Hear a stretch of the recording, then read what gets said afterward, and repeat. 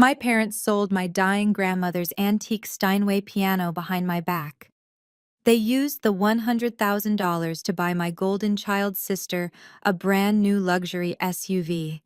When I told my grandmother on her hospice bed, she did not cry. She simply picked up the phone and called her lawyer. 30 days later, my parents were homeless. My sister was facing criminal charges, and I was holding the deed to the mansion they had lived in for 20 years. Before I tell you how a single musical note destroyed their entire life, let me know where you are watching from in the comments. Hit subscribe if you have ever been the black sheep who finally bit back. My name is Imani, and for the last 5 years I have worked as a music therapist for autistic children in downtown Chicago. My job is to find melodies in the silence to help broken souls speak when words fail them. After a grueling 12-hour shift, the smell of hospital antiseptic seems to cling to my skin, seeping into my pores. It is a sharp chemical scent that usually makes me nauseous, but tonight all I could think about was the cure waiting for me at home. My grandmother Rose's 1965 Steinway Model B. It was not just a piano. It was the only thing in that house that ever loved me back. Driving home through the heavy rain, my fingers were already moving on the steering wheel, practicing the opening chords of a piece by Rachmaninoff. My body was exhausted, aching in every joint, but my mind was desperate for the ivory touch of those keys. That piano was my sanctuary, the one place where I was not the disappointment, not the invisible daughter, not the funding source for my sister's vanity. I pulled into the driveway, noticing the lights were off in the front room. Good, they must be out. Just me and the music. I unlocked the front door and stepped into the foyer. The house was quiet, but it was the wrong kind of quiet. It wasn't peaceful. It felt hollow. I dropped my keys on the console table and walked into the living room, my eyes adjusting to the dim light filtering in from the street lamps outside. I stopped. I blinked, sure that my tired eyes were playing tricks on me. I took a step forward, and then another, my breath catching in my throat. The corner by the bay window, the sacred space where the Steinway had stood for 40 years, was empty. It was violently empty. The air where the mahogany curve should have been felt cold. I walked to the center of the void, my knees trembling so hard I thought they would buckle. There were 4 deep circular indentations crushed into the expensive hardwood floor, the ghosts of where the heavy brass legs had rested just this morning. Dust motes danced in the air, disturbed by the violence of its removal. I reached out a hand, touching the empty space, my fingers grasping at nothing but stale air.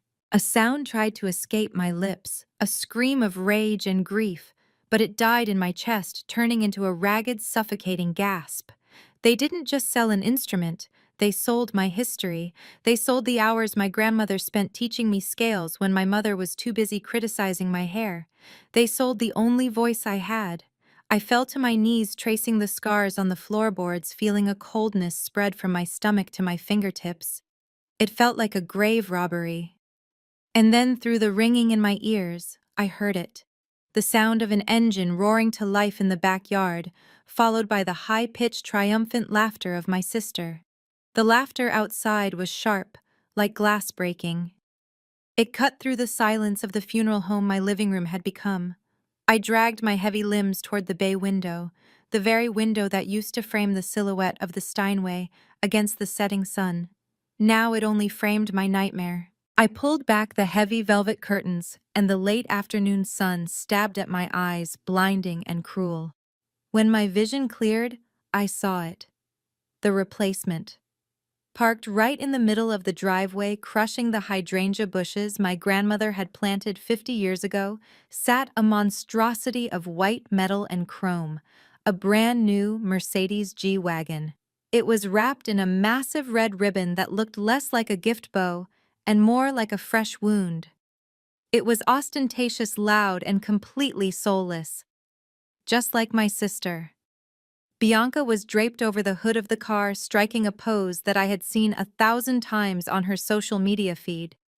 She wore a white dress that matched the car, her smile stretched wide and fake, aimed perfectly at the camera lens my brother-in-law Brad was holding.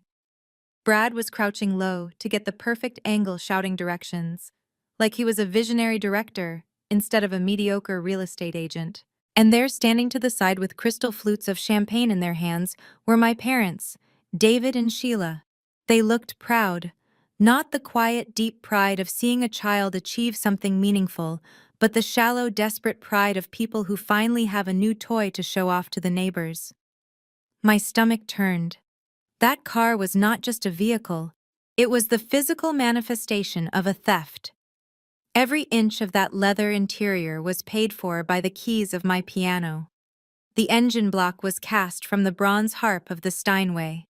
They had traded 90 years of musical history, of jazz legacy, of my grandmother's sweat and tears, for a depreciating asset that would be out of style in 3 years. They had swapped a voice for an object. The irony was suffocating. My grandmother used that piano to pay for my father's college tuition, to pay for the roof over their heads, and they had just sold it to buy a status symbol for the daughter who never worked a day in her life. I watched my mother laugh, throwing her head back. It was a sound I hadn't heard in years. She never laughed like that with me.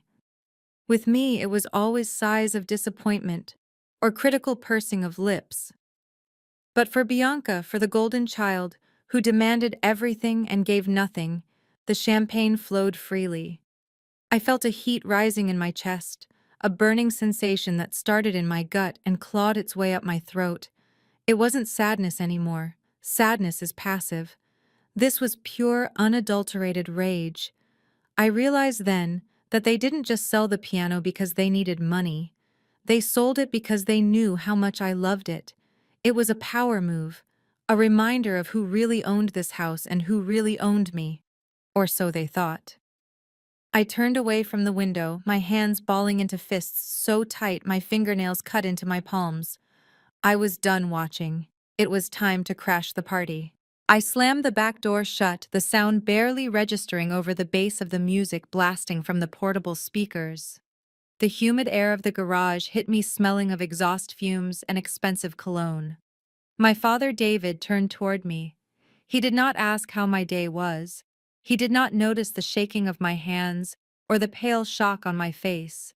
He just extended his arm, holding out his latest iPhone like I was the hired help. Imani, perfect timing. He boomed, his voice projecting that practiced charisma he used to swindle investors. Here, take this. We need a shot for Bianca's Instagram. Make sure you get the red bow and the emblem in the frame. Get down low so the car looks bigger. I did not move. I did not reach for the phone. I just stared at the man who had supposedly raised me, looking for a shred of guilt in his eyes. There was none. Only impatience. Take the phone, Imani. He snapped, his smile faltering slightly. Your sister is waiting. Where is it? My voice was low, dangerous. It was a tone I had never used with him before. He blinked, confused by my defiance. Where is what? Grandma Rose's Steinway. I said louder this time, my voice cutting through the music. The one that was sitting in the living room this morning. The one she specifically left to me in her instructions. Where is my piano, David? I didn't call him Dad. The disrespect made his jaw tighten. But before he could explode, my mother, Sheila, floated over. She placed a manicured hand on my father's shoulder, her eyes cold and hard. Lower your voice, Imani. The neighbors are watching. She took a sip of her champagne, looking bored, as if we were discussing the weather and not a grand larceny. We simply did some decluttering. That monstrosity was taking up half the living room. It was gathering dust and making the house look like a mausoleum. Decluttering, I choked out, feeling the blood pounding in my ears. That piano was a masterpiece. It was worth more than everything else in this house combined. My mother rolled her eyes, a gesture so dismissive it felt like a slap. Value is subjective, darling. And right now, what has value is appearance. Do you know how embarrassing it was for your sister to drive that 3-year-old sedan to meet high-profile clients? Bianca is closing deals. She is building a future. She needs a vehicle that screams success, not some dusty relic used for whatever hobby it is you do with those sick children. I looked from my mother to the gleaming white car. The transaction was clear. They had literally traded my soul to polish my sister's ego. My mother stepped closer, her perfume overpowering the smell of gasoline. "Be happy for your sister for once," she hissed. "We got 100 grand for that old wood. It covered the down payment and the first year of payments. It is finally being useful. Now stop making a scene and take the picture or go back inside. We do not need your negative energy out here." Brad peeled himself away from the shiny white metal of the car and sauntered over to me. The smell of cheap beer and expensive cologne hit me before he did. Without asking, he draped a heavy, sweaty arm around my shoulders, pulling me into a side hug that felt more like a chokehold. I stiffened, my skin crawling at the contact, but I did not pull away. Not yet. I wanted to hear exactly how he justified this crime. "Look, Imani," he said, his voice dropping to that condescending tone men use when they think they are explaining rocket science to a toddler. "I know you are sentimental about that old thing, but let us be real. It was just a heavy piece of furniture taking up prime real estate. The wood was practically rotting. The keys were yellow. It was a dinosaur." I stared straight ahead, my jaw clenched so tight my teeth ached. Rotting. He called a perfectly maintained, climate-controlled Steinway rotting. "You have no idea how hard I had to hustle to move that thing." Brad continued squeezing my shoulder as if we were co-conspirators. "I had to call in every favor I had. Most guys took one look at it and laughed. They said it would cost more to haul it away than it was worth. But you know me, I do not take no for an answer. I found a guy, a friend of a friend, who was willing to take it off our hands for parts. I managed to squeeze a clean 100,000 out of him." He paused, waiting for me to thank him. When I remained silent, he gave a short, arrogant laugh. "You should be thanking me, really. I turned a pile of junk into a luxury SUV for your sister. That is what I do. I create value where there is none. I save this family the embarrassment of having that dusty coffin in the living room. Now Bianca has a car that matches her status, and Mom and Dad have their space back. Everyone wins." I looked down at his hand on my shoulder. His fingers were thick, pressing into my collarbone. I imagined grabbing his wrist and twisting it until it snapped. I imagined telling him right then that the rotting wood he sold for scraps was worth $250,000. But I swallowed the rage. It tasted like bile. If he thought he was the savior of this family, I was going to let him believe it. Because the higher he climbed on his pedestal of lies, the harder he would fall when I kicked it out from under him. I finally shrugged his arm off my shoulder, stepping back just enough to look him in the eye. "You really think you did us a favor, do not you, Brad?" He smirked, raising his glass in a mock toast. "I do not think, Imani." "I know. Now come on. Stop being a buzzkill and get in the picture. The lighting is perfect." Before I could answer Brad, a blinding light flashed in my face. Bianca had turned on the ring light attached to her phone case and shoved the camera inches from my nose. She did not ask for permission. She never did. To her, I was just a prop in the reality show starring herself. "Hey guys, look who finally decided to show up from her little hospital job," Bianca chirped, her voice pitching up an octave into that fake sugary influencer tone that made my skin crawl. "This is my baby sister Imani. She is a little camera shy and honestly kind of a Grinch today, but deep down she is super happy for me." "Right, Imani. Say hi to the followers." She grabbed my arm, her nails digging into my bicep, trying to force me into the frame next to the red bow. On her screen, I saw my own face filtered and distorted to look smoother, happier. It was a lie. Everything about this moment was a lie. The car, the happiness, the sisterly bond. It was all manufactured for likes, while my heart was bleeding out on the garage floor. I did not fake a smile. I did not wave. I jerked my arm away from her grip with enough force that her phone almost clattered to the concrete. "Do not touch me," I said, my voice cold and flat. "And do not put me on your live stream." Bianca gasped, a theatrical sound for her audience, but she quickly tapped the screen to end the broadcast. "Thanks, guys. Gotta run. Love you," she said quickly before the screen went black. The moment the phone was lowered, the bubbly, sweet sister vanished. Her face twisted into a mask of pure, unadulterated ugly. She stepped into my personal space, looming over me in her high heels. "You are such a brat," she spat, her voice dripping with venom. "You just could not let me have one moment, could you? You always have to make everything about your tragic little life." "You sold my piano, Bianca," I said, my voice shaking. "You sold the one thing Grandma Rose left specifically for me. You stole it." "Oh, grow up," she interrupted, rolling her eyes. "Stole is such a harsh word. We liquidated an asset. And let us be honest, Imani. You were never going to do anything with it. You play for sick kids in a hospital basement. You do not make money. You do not bring prestige to this family. That piano was sitting there gathering dust, just like your potential." She gestured wildly to the massive white SUV behind her. "This car is an investment. I am in sales. I need to look the part. Clients trust success. They do not trust people who drive beat-up Hondas.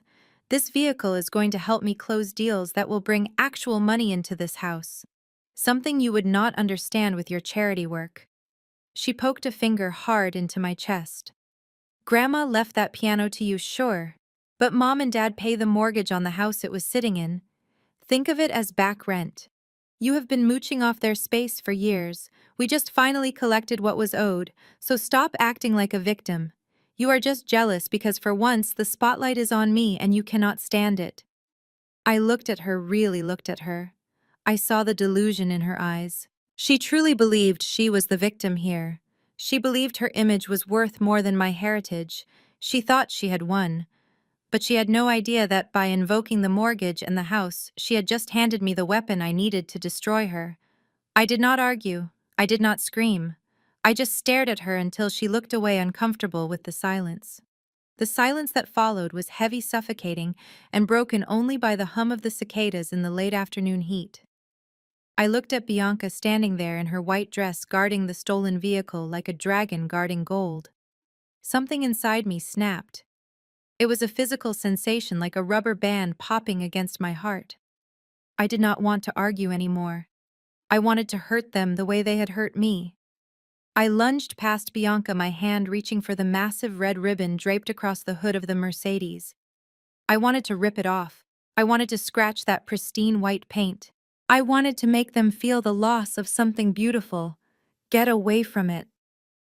The shout came from my left, followed by a heavy, brutal impact. My father, a man who had never raised a hand to me in discipline growing up, slammed his shoulder into my chest. The force of it knocked the wind out of me. I stumbled back, my heels catching on the edge of the driveway, and I fell hard onto the manicured grass. The damp earth seeped into my scrubs instantly. My hip throbbed where I had hit the ground, but the physical pain was nothing compared to the sight above me. My father stood over me, his chest heaving, his face twisted in a protective snarl. But he was not protecting his child. He was protecting the car.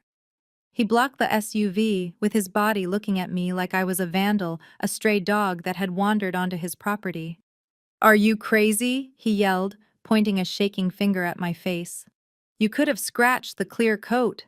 Do you have any idea how much a paint correction costs on a vehicle like this?" I looked up at him, tears finally blurring my vision. "You pushed me," I whispered.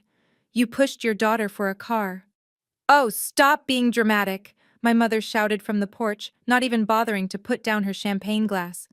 "You are going to ruin the presentation. Look at you rolling around in the dirt. You are always the one ruining everything, Imani. Always the black cloud raining on our parade. Why can you not just let us be happy? Why do you always have to make us the bad guys?" I lay there for a moment, listening to the accusations rain down on me. Selfish, dramatic, ungrateful. The words were familiar. I had heard them my whole life. But today, lying in the grass while my family protected a pile of metal bought with my inheritance, the words lost their power. They did not hurt anymore. They just clarified things. They clarified that I did not have a family. I had a group of people who shared my DNA and preyed on my emotions. Slowly, deliberately, I pushed myself up. I did not brush the grass off my pants. I did not wipe the tears from my cheeks. I did not scream back. I did not beg for an apology. I simply stood there and looked at them. I looked at Bianca smirking behind her husband. I looked at Brad checking the car for scratches. I looked at my parents, their faces red with self-righteous indignation. I said nothing. I turned my back on them. I walked past the G-Wagon, past the red ribbon, and walked straight to my beat-up Honda Civic parked on the street. "Where do you think you are going?" My mother called out, her voice rising in panic as she realized I was not engaging in the usual fight. "We are cutting the cake soon. Imani, come back here." I got into my car and locked the door. I started the engine, the vibration of the steering wheel grounding me. I adjusted the rearview mirror. In the glass, I saw them standing there, small and distorted figures in the distance. My eyes in the reflection were dry now. The sadness was gone, replaced by a cold, sharp determination. I shifted the car into drive. I had one stop to make, one phone call to make, and then the war would begin. I pressed the gas pedal and didn't look back. The streetlights blurred into long streaks of amber and white as I merged onto the highway. The city of Chicago was alive around me, pulsing with a rhythm that usually comforted me, but tonight, the only rhythm I could feel was the frantic beating of my own heart. My hands gripped the steering wheel so tight my knuckles turned white. I was driving away from the house I grew up in, but my mind was traveling back in time. Back to a history my parents had conveniently chosen to forget. To David and Sheila, that Steinway Model B was just a piece of furniture. It was heavy, it was old, it gathered dust. To them, it was just wood and ivory and wire that could be exchanged for currency. They saw a price tag where they should have seen a soul. They did not understand that they had not just sold a piano. They had sold a witness. That instrument was built in 1965. It did not come from a store. It came from a studio in Detroit. My grandmother Rose was not just some church choir singer. In her prime, her voice could melt iron. She sang backup for the legends. The story she told me, the one she whispered to me while teaching me middle C, was that Aretha Franklin herself had played that piano. After a recording session that lasted until 4 in the morning, the Queen of Soul had looked at my grandmother and said that an instrument with that much heart belonged to a woman with that much fire. She had it sent to my grandmother's apartment the next day. For 50 years, that piano held the secrets of our family. It had survived the riots of the late 60s. It had survived the poverty that tried to swallow my grandparents whole. It had survived the death of my grandfather, its keys absorbing the tears my grandmother shed when she played his favorite ballads alone in the dark. It was the historian of our bloodline. Every scratch on its surface was a chapter. Every yellowed key was a verse.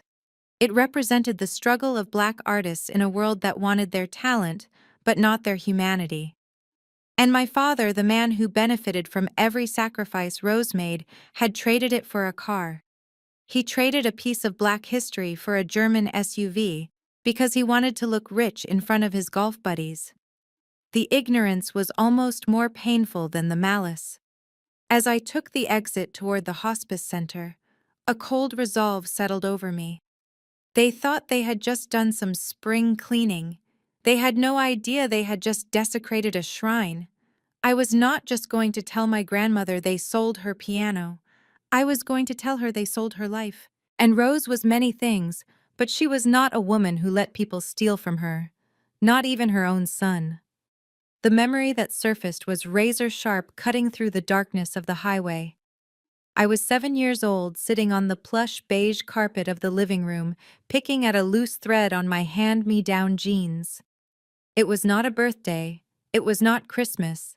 It was just a Tuesday, but for Bianca, every day was a celebration. My father had walked in the front door holding a large gold-wrapped box.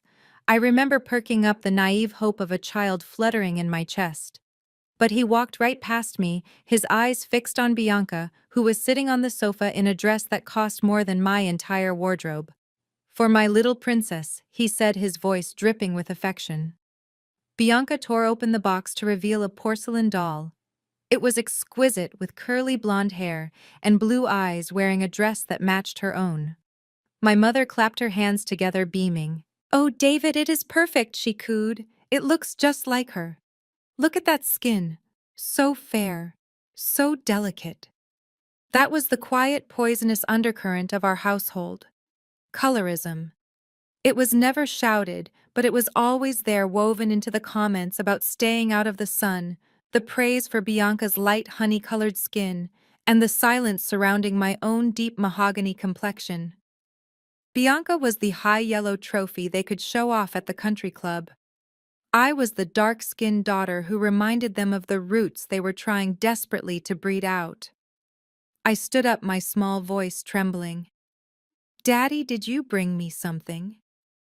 My father looked down at me, his smile fading into a look of mild annoyance, as if he had forgotten I was there. "Oh, Imani. No, not today. That doll is a collector's item. It is delicate. You know how you are. You are a bit too heavy-handed. You would probably break it." He did not say too dark, but the implication hung in the air like smoke. "You do not fit the aesthetic. Why do not you go play on the piano?" my mother added, waving a hand toward the corner. "That big old thing is sturdy. It can handle you." I felt the tears hot and stinging in my eyes, the shame of being unwanted burning my cheeks. I turned to run to my room, but a hand caught my shoulder. It was warm, firm, and smelled of lavender and sheet music. Grandma rose. She did not look at my parents. She did not look at Bianca and her new doll. She looked at me. She knelt down, her knees popping until she was eye level with me. Her skin was the same shade as mine, a rich, beautiful darkness that she wore like a crown. "Let them have their dolls, Imani," she whispered, her voice low and fierce. "Dolls are hollow. They have empty heads and plastic hearts. They cannot speak. They cannot feel." She stood up and guided me to the Steinway.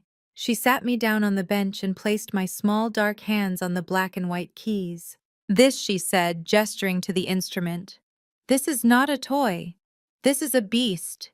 It is powerful. It is loud. It commands attention. And it takes a queen to tame it. They gave your sister a piece of plastic. I am giving you a voice." She pressed my finger down on middle C. The note rang out clear and resonant, filling the room and drowning out my mother's cooing over the doll. "Never let them make you feel small, because you were built to be big," Rose told me. "You are made of the same wood as this piano. You are rare. And you are going to make music that they will never be able to ignore." That was the day the piano stopped being furniture and started being my armor. And now, 20 years later, as I sped toward the hospice center, I realized that by selling it, they hadn't just taken an object. They had tried to strip me of the very thing that made me proud of who I was. They were about to learn that you can take the piano from the girl, but you cannot take the fight out of her. The road ahead of me blurred as another memory fought its way to the surface, this one jagged and raw. I was 12 years old. It was the week before my first major recital. I had been practicing for hours every day, my fingers flying over the keys, coaxing music out of that Steinway that even my parents could not ignore. For the first time, the attention was shifting. Guests were complimenting me. My father had actually stopped to listen once, and Bianca, my golden sister, could not stand it. I walked into the living room after school to find her standing by the piano. She was not playing it. She was holding a silver box cutter she had taken from my father's desk. The sound hit me before the visual did. A screeching, tearing noise that made my teeth ache. She was carving a deep, jagged line right into the high-gloss finish of the fallboard directly above the maker's golden logo. I screamed. It was a primal sound of horror. Bianca dropped the knife and stepped back, feigning innocence, but the smirk on her face was unmistakable. My parents rushed in not to comfort me but to silence me. When I pointed at the gouge, a fresh white wound in the dark walnut, my mother sighed. "It is just a scratch, Imani," she said dismissively, waving her hand. "You probably left the knife out and she was just trying to help put it away." Stop overreacting. You care more about that wooden box than your sister's feelings. I spent that night curled up under the piano bench sobbing until my throat burned. I felt like she had cut me. But then the floorboards creaked. Grandma Rose sat down beside me. She did not have a belt or a lecture. She had a tin of walnut paste and a soft chamois cloth. "Get up," she said softly. "Crying does not fix the wood. Work does." For the next 3 hours she taught me how to fill the scratch. We worked the paste in layer by layer, buffering it until the white gash turned into a dark, subtle scar. It was still there if you looked closely, but it was smooth to the touch. "I ruined it," I whispered, running my finger over the repair. "It is not perfect anymore." Rose took my hand and placed it flat on the lid. "Listen to me closely, child. A factory makes things perfect. Life makes things real. This piano has survived a depression, a war, and now your sister's jealousy. This scar does not lower its value. It proves it is a survivor." She looked me dead in the eye, her face illuminated by the moonlight coming through the bay window. "People are going to try to scratch you too, Amani. They will try to cut you down because they are afraid of your shine. Let them. Then you heal. You polish yourself up, and you wear those scars like medals. Because perfection is cheap. But resilience is priceless." That lesson was the foundation of my life. It was why I became a therapist. It was why I worked with broken children. And as I turned the final corner toward the hospice center, seeing the sterile white lights of the building, I knew I was going to need every ounce of that resilience tonight. My parents thought they had sold a broken old piano. They did not know they had just declared war on a survivor. I parked the car, wiped my face, and walked into the lobby. It was time to show Grandma Rose that her lessons had not been in vain. The automatic doors of the hospice center slid open with a soft hiss, welcoming me into a world of antiseptic silence. I walked down the long linoleum hallway, counting the room numbers, until I reached 304. I hesitated at the door, my hand hovering over the handle. Outside, I had been furious. I had been a warrior ready for battle. But here, standing on the threshold of the woman who taught me everything, I just felt like a little girl who had broken something precious. I pushed the door open. The room was dim, lit only by the soft glow of the medical monitors. The rhythmic beeping was the only sound, a steady mechanical metronome counting down the seconds of a life that had once been vibrant and loud. Grandma Rose lay in the bed looking smaller than I remembered. Her body, once strong enough to command a stage in front of thousands, was now frail, hidden beneath layers of white hospital blankets. I pulled the plastic chair close to the bedside and sat down. The smell of lavender lotion, the kind she had used for 50 years, fought a losing battle against the scent of bleach. I reached out and took her hand. Her skin felt like dry parchment paper, delicate and thin, but her fingers were still long and elegant. These were the hands that had shaken Aretha Franklin's hand. These were the hands that had built a legacy out of nothing. And I had let them down. The tears I had held back in the garage, the ones I had swallowed on the highway, finally broke free. I rested my forehead against the metal railing of the bed and wept. I did not cry loudly. It was a quiet, shaking grief that hurt my chest. "I am sorry, Grandma," I whispered, my voice cracking. "I am so sorry. I tried. I tried to keep it safe. But they took it. They took the piano." I squeezed her hand, hoping for a squeeze back, but there was nothing. Just the steady beep of the monitor. "They sold it." I continued, the words tasting like ash in my mouth. "David and Sheila. They sold your Steinway to buy Bianca a car. They traded your life's work for a status symbol." I came home, and the corner was empty. The floor was scratched. "It is gone, Grandma. The music is gone." I lifted my head to look at her sleeping face. She looked peaceful, unaware of the violation that had just happened in her home. I felt a wave of shame wash over me. She had entrusted me with one thing, one single task: to protect the history of our family. And I had failed because I was at work, because I was not strong enough to stop my parents' greed. I failed you, I said softly, wiping my eyes with the back of my hand. You told me to be resilient. You told me to be strong like the wood. But I let them chop us down. I do not know what to do, Grandma. I do not know how to fix this. I sat there for a long time, just listening to the machine breathe for her, wishing I could trade places with the piano. At least the piano had value to them. I was just the messenger of bad news. I prepared myself to stand up, to leave her to rest, to go out and face the wreckage of my life alone. But then, the rhythm of the room changed. The beeping on the monitor sped up just slightly. A shift in the air. I looked down at her hand, the hand I was about to let go of, and I saw it. The index finger, the one that used to hit the high notes with such precision, twitched. The rhythmic beeping of the heart monitor did not speed up out of distress. It sped up out of fury. The hand that I thought was fading away suddenly clamped down on mine with a strength that shocked me. It was a vice grip iron, hard and demanding. I gasped, looking up just as Grandma Rose's eyes flew open. There was no morphine haze in those eyes. There was no confusion of old age. They were clear, sharp, and burning with a terrifying intelligence. It was like watching a dormant volcano suddenly decide to erupt. The frailty I had been crying over vanished, replaced by the indomitable spirit of the woman who had once stared down segregated crowds in the 1960s and made them listen to her sing. Grandma, I stammered, reaching for the nurse call button. You need to rest.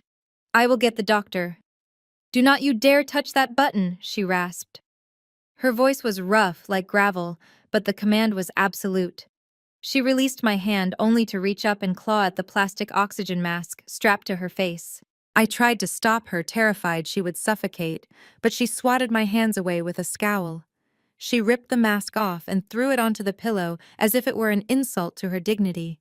She took a deep, ragged breath of unfiltered air, her chest heaving not with effort, but with indignation. Stop that sniffling right now, she ordered, her eyes locking onto mine. Wipe your face. I did not raise you to water my bedside with tears. I raised you to handle business. I quickly wiped my cheeks, stunned into silence. I had expected her to be heartbroken. I had expected her to mourn the loss of the piano just as I had. But I had forgotten who Rose was. She was not a victim. She was a matriarch. They sold it, didn't they? She asked, her voice gaining strength with every syllable. David and that wife of his. They waited until I was hooked up to these machines, and they sold my heart for cash. Yes, I whispered, my voice trembling. They bought a car for Bianca. Rose let out a short, dry laugh. It was a dark sound. Of course they did. They are predictable. Shallow people are always predictable. That is their weakness, Imani. And that is our advantage. She pushed herself up against the pillows, ignoring the wires and tubes attached to her arms. She looked at me, and for the first time that night, I did not see a dying woman. I saw a general preparing for her final campaign. You think the music is gone because the wood is gone? She said, shaking her head. The music is in the blood, child. And in that house filled with those vultures, only you and I carry the warrior blood. David thinks he is the king of the castle because he pays the light bill. He forgot that the foundation belongs to me. She extended her hand toward the bedside table, her fingers steady and demanding. Give me my phone, Imani. But Grandma, it is late, I tried to argue. Who are you going to call? I am going to make the only call that matters, she said, her eyes narrowing into dangerous slits. My son thinks he sold a piano. He is about to find out. He just sold his roof. Give me the phone. It is time to introduce your father to the consequences of his actions. I handed the phone to her, my hand shaking slightly. Grandma Rose took it with a grip that defied her medical chart. She did not scroll through contacts. She did not hesitate. Her thumb tapped out a number from memory, a sequence she had evidently stored for a moment exactly like this one. She put the phone to her ear, her posture shifting against the hospital pillows. She was no longer the frail patient in room 304. She was the head of the family, and she was about to issue an execution order. The room was silent enough that I could hear the ringing on the other end. Once. Twice. Then a deep baritone voice answered. Rose, is it time? It was not a question of concern. It was a question of strategy. The man on the other end was Augustus Sterling, the most feared civil rights attorney in Chicago. He was a man who billed $500 an hour just to think about a case, but for my grandmother he picked up on the second ring at 10 o'clock at night. It is time, Augustus Rose said. Her voice was not loud, but it carried a weight that made the air in the room feel heavy. The fools have finally done it. David sold the Steinway. I heard a sharp intake of breath on the other end. They actually did it. I thought David was arrogant, Rose, but I did not think he was stupid enough to rob his own mother. He is both, Rose replied, her eyes fixed on a spot on the wall visualizing the son she was about to destroy. He sold it to buy a car for that vanity project he calls a daughter. They think I am dying, Augustus. They think the old lioness has lost her teeth. They are celebrating right now. Then let us crash the party, Sterling said, his voice dropping an octave. Do you want to proceed with the standard lawsuit? No, Rose cut him off sharply. A lawsuit is too polite. A lawsuit gives them time to hide assets. I do not want their money. I want their comfort. She took a deep breath, her chest rising and falling with determination. Sterling, I am initiating the Omega Protocol. There was a long pause on the line. I watched my grandmother's face. It was stone cold. I had never heard of an Omega Protocol. It sounded like something out of a spy movie, but the look in her eyes told me this was very real and very dangerous. Are you sure? Rose Sterling asked, his voice serious. Once we pull that trigger, there is no going back. They will be on the street. That is exactly where they belong, Rose hissed. They sold the heart, Augustus. That piano was the heart of my home. If they remove the heart, they do not deserve to live in the body. I want the chest, I want the rib cage, I want the walls and the floorboards and the roof. Take the house, Augustus. Activate the clause. Understood, Sterling said. I will have the paperwork ready by morning. I will call the sheriff. Do not call the sheriff yet, Rose commanded. Let them enjoy their new car for a few days. Let them have their big party. Let them invite the whole neighborhood. I want an audience when the gavel falls. Imani is with me. She will be my eyes and ears. I will coordinate with her, Sterling said. Rest now, Rose. You have started the fire. I will make sure it burns. She hung up the phone and let it drop onto the sheets. The effort had exhausted her, but a small satisfied smile played on her lips. She looked at me, seeing the confusion and awe on my face. You look surprised, child, she whispered. I am, I admitted. I did not know you had a protocol. I did not know you could just take the house. Dad always said he owned it. Dad says a lot of things, Rose scoffed, closing her eyes. Your father has lived his whole life on a stage I built, spending money I earned, thinking he was the director. He forgot that he is just an actor, and his contract has just been terminated. Now go home, Imani. Go home and pretend you are defeated. Let them think they won, because when we strike they will never see it coming. The offices of Sterling and Associates were located on the 45th floor of a glass tower in downtown Chicago, offering a panoramic view of the city that made the people below look like ants. It was fitting, I thought, as I stepped out of the elevator. Augustus Sterling had spent his career fighting for the little people, but he did it from a fortress of unassailable power. He was a legend in the legal community, a man who had marched with Dr. King in his youth and sued Fortune 500 companies into submission in his prime. I was ushered into his corner office by a silent assistant. Sterling was standing by the window, his back to me, looking out at the gray morning sky. He turned as I entered. He was a tall man, impeccably dressed, in a charcoal three-piece suit, his silver hair close-cropped. His presence demanded respect, not because he asked for it, but because he clearly had no time for anything less. Sit down, Imani, he said, his voice deep and resonant. I sat in one of the leather wingback chairs opposite his massive desk. He did not offer me coffee or small talk. He sat down and placed a single thick leather folder on the glass surface between us. The gold lettering on the cover read, "The Rose Vance Living Trust." "Your grandmother called me last night." He began, his eyes studying my face with the intensity of a prosecutor. "She told me what happened. I wish I could say I was surprised, but in my line of work, greed is as common as gravity." He opened the folder, revealing a stack of documents that smelled of old paper and ink. "Your father believes he owns that house," Sterling said, tapping a yellowed deed. "He believes this because Rose allowed him to believe it. She let him play the role of the provider because she knew his ego was fragile. But Rose is a woman of foresight. She knew David had a hole in his soul where his integrity should be. She knew that if she ever truly gave him control, he would liquidate her legacy for a quick payday." I leaned forward, looking at the documents. "So he does not own the house. Technically, his name is on the deed," Sterling clarified. "But look closer at this clause here." He pointed to a paragraph in a document dated 30 years ago. "It is a life estate agreement with a restrictive covenant," he explained. Rose transferred the title to David purely for tax purposes, but she retained a controlling interest tied to specific assets within the property. This is what we call a constructive trust. Specifically, the ownership of the real estate is legally bound to the preservation of the home's contents. Most importantly, the Steinway Model B piano, serial number 15438. He looked up at me, a small shark-like smile playing on his lips. "In plain English, Imani, the house and the piano are legally conjoined twins. The deed states that if the piano is removed or sold without the written consent of the trust protector, which is me, the transfer of the house is voided ab initio.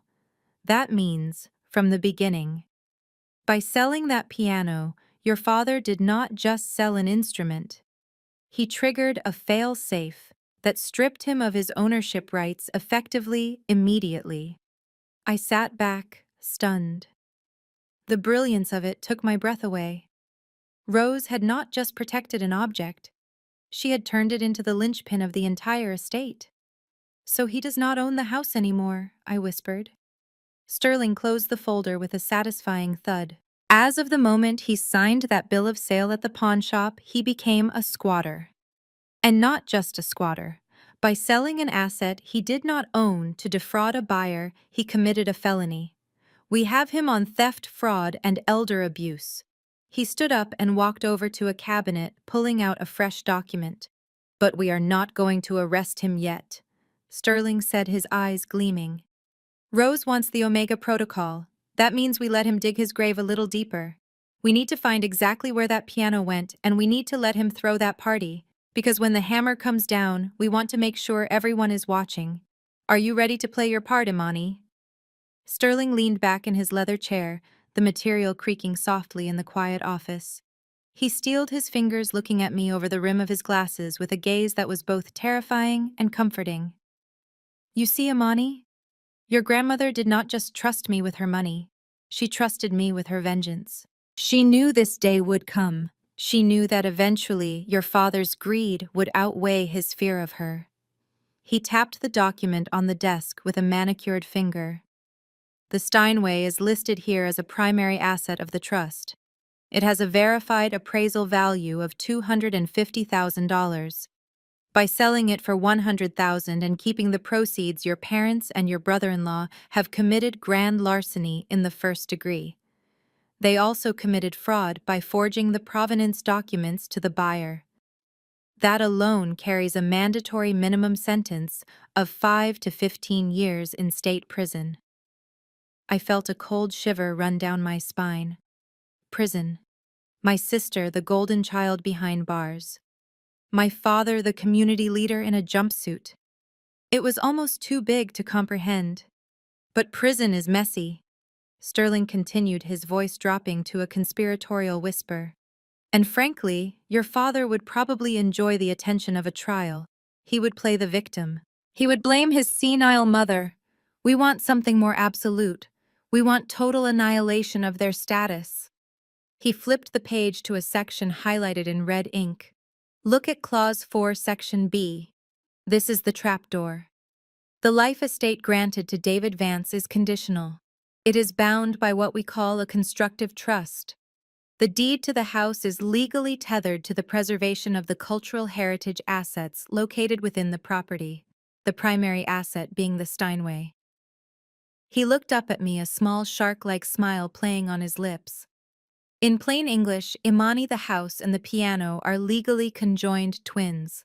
The deed states that if the asset is removed, sold, or damaged due to negligence or malice, the life estate is immediately terminated. It is an automatic trigger. There is no court hearing required to activate it. The moment that piano left the premises, your parents ceased to be the owners of that property. My mouth went dry. I stared at the paper, the legal jargon swimming before my eyes. So who owns it? I asked, my voice barely a whisper. Sterling pointed a finger directly at me. You do. The ownership transfers directly to the secondary beneficiary. As of yesterday afternoon, you are the legal owner of the mansion, the land, and everything inside it except for that stolen car. He stood up and walked to the window, looking out at the city. But possession is 9/10 of the law. If we storm in there now with the police, they will claim it was a mistake. They will say they sent it out for repairs.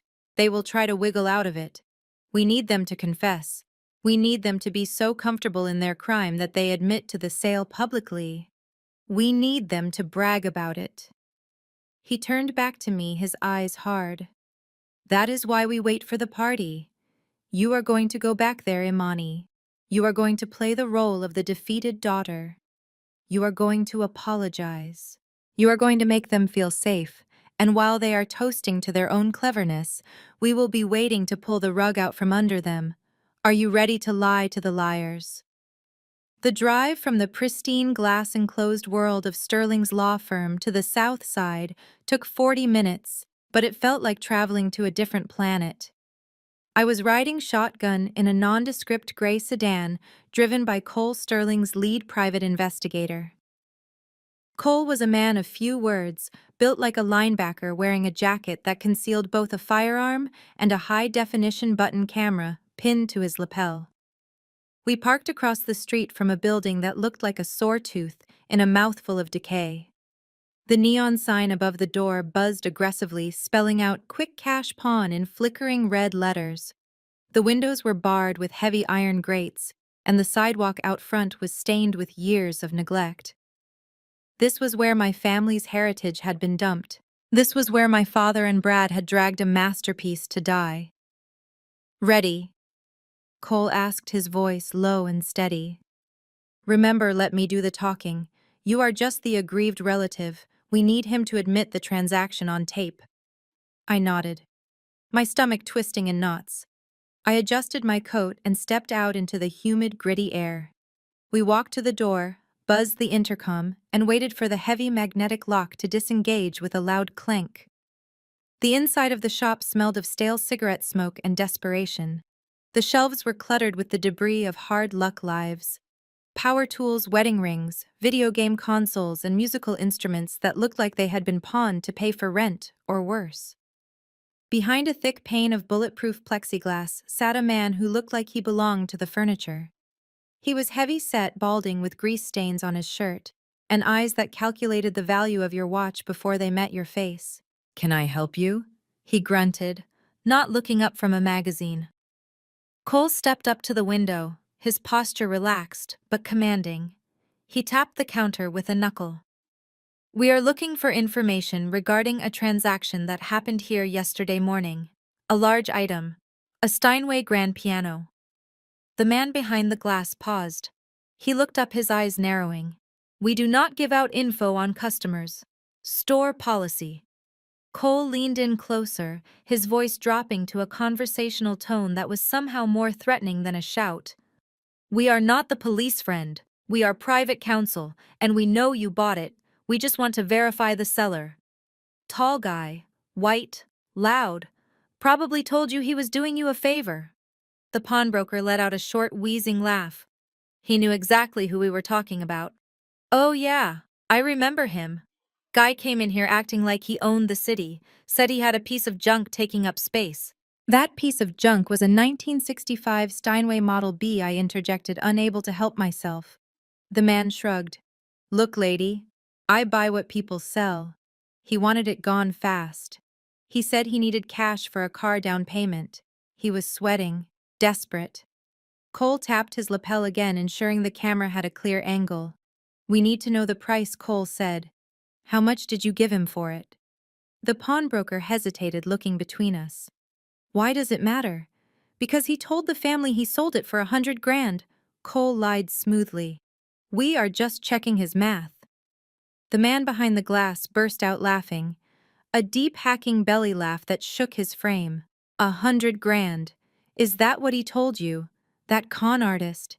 He begged me to take it. I told him I do not have space for a grand piano. I told him nobody in this neighborhood buys classical instruments. I did him a favor taking it off his hands.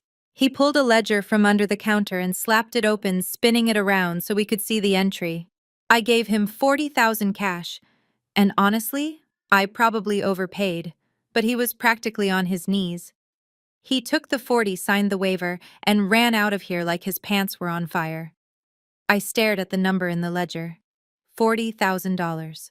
Brad had told my parents he sold it for 100. He had pocketed $60,000 of imaginary money, and on top of that he had only actually received 40. The level of deception was staggering. He had robbed my grandmother, defrauded my parents, and lied to everyone, all while acting like the savior of the family. Cole smiled a cold, predatory smile. Do you have the paperwork he signed? Yeah, the man said, pulling a carbon copy slip from a file. Right here. Cole zoomed the button camera in on the signature at the bottom. It was a messy scrawl. That is not the owner's signature, I whispered. That is a forgery. Cole nodded. Perfect. We have him on fraud. Now the big question. Is the piano still here? The pawnbroker shook his head. Nope. Moved it this morning. A collector from New York has been looking for a Model B for months. I called him 5 minutes after your boy left. Sold it for 280. It is already on a truck headed east. My heart sank. It was gone. Truly gone. But Cole did not look worried. He just looked at me and gave a small nod. We had the evidence. We had the confession. Now we just needed to close the trap. The pawnbroker tapped a greasy finger on the carbon copy receipt, a smirk playing on his lips, as if he were sharing a joke that only men of low morals could appreciate. He looked from the ledger to Cole and then to me, enjoying the look of horror that was slowly spreading across my face.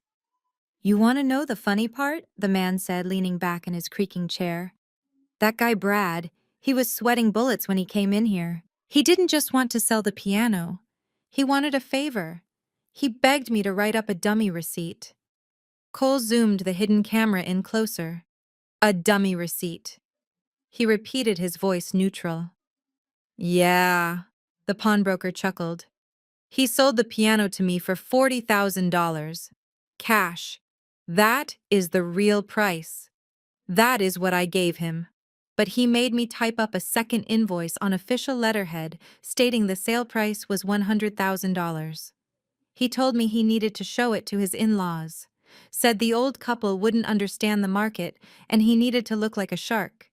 He wanted to be the hero who brought home the big kill. My blood ran cold. The sheer audacity of the lie was breathtaking. Brad had not just sold a $250,000 heirloom for pennies on the dollar. He had sold it for $40,000, a fraction of its worth, and then forged a document to make my parents think he was a financial genius.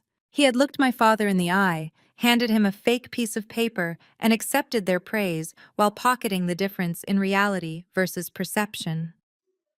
So the 100 grand never existed, I whispered, staring at the dirty floor tiles. Nope, the pawnbroker confirmed. He walked out of here with 40 large in a duffel bag. If he bought a fancy car, he definitely didn't pay for it with piano money. He probably put that 40 down as a deposit and financed the rest up to his eyeballs. Your boy is drowning in debt and using your family assets to act like he is swimming in cash. He is a con artist, lady, and not even a good one. Cole straightened up, signaling that we had heard enough. We had the confession. We had the proof of forgery. We had the proof of the real sale price. Brad hadn't just committed theft against the estate, he had committed fraud against my parents.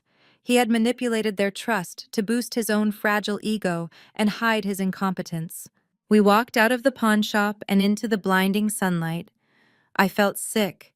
My parents were throwing a party right now to celebrate a car that was likely leased or financed, with a predatory loan paid for by the destruction of my grandmother's legacy. They were toasting a liar. He didn't just steal the piano, I said to Cole as we got back into the car. He stole the truth. He made them think he saved the day while he was actually robbing them blind. Cole started the engine, his face grim. That is the best kind of evidence, Imani. Judges hate thieves, but they absolutely despise liars. Brad just handed us the nail for his own coffin. Now let's go find out where that truck took your piano. We have a shipment to intercept, $280,000. The number echoed in the quiet cabin of the sedan as Cole navigated through the heavy Chicago traffic. My father, the man who prided himself on his investment portfolio, had allowed his son-in-law to sell a family heirloom for $40,000, only for it to be flipped 24 hours later for 7 times that amount. It was not just a tragedy, it was a joke. A sick, expensive joke. My parents had traded a legacy that was appreciating in value for a depreciating SUV that would lose half its worth the moment it drove off the lot. The sheer financial incompetence was staggering. They had let a predator like Brad walk into our home, strip it of its most valuable asset, and thank him for the privilege of being robbed. Cole was already on his phone, his voice clipped and professional, as he spoke to one of his contacts in the logistics world. I need a location on a freight truck heavy haul departing South Chicago this morning. Destination New York City. Cargo is a musical instrument. Crate number 409. He paused, listening to the voice on the other end. He looked over at me and gave a thumbs up. We got it, he said to the contact. Do not let it cross state lines if you can help it. If it hits Pennsylvania, the jurisdictional red tape becomes a nightmare. I want that truck pulled over. Use the theft report number I just generated. He hung up and tossed the phone onto the dashboard. Good news and bad news, Imani. The bad news is that the piano is already on Interstate 80 heading east. It is moving fast. The collector in New York paid a premium for expedited shipping. He knows exactly what he bought and he wants it in his penthouse before anyone realizes it is missing. I stared out the window watching the city blur by. And the good news? The good news is that we have the bill of lading, Cole replied, merging onto the highway. We know the trucking company, and because we have the forged bill of sale from the pawn shop, we can technically flag the cargo as stolen property. But it is going to be close. If that piano gets delivered to a private residence in Manhattan, getting it back will require a court order that could take months. We have to stop it on the road. I felt a surge of panic. Months. I could not wait months. My grandmother did not have months. You have to stop it, Cole, I said, my voice tight. That piano cannot reach New York. If it disappears into a private collection, I will never see it again. Cole nodded grimly. I am on it. Sterling is already drafting a cease and desist order for the trucking company. We are going to freeze that truck in its tracks. But right now, you need to focus on the bigger picture.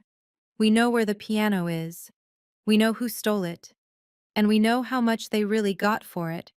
You have enough ammunition to blow up your entire family. The question is, can you hold your fire until the party?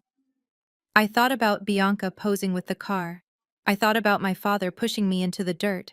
I thought about Brad's arm around my shoulder lying to my face. I can hold it, I said, the anger settling into a cold, hard knot in my stomach. Let them think they got away with it. Let the truck keep driving for now.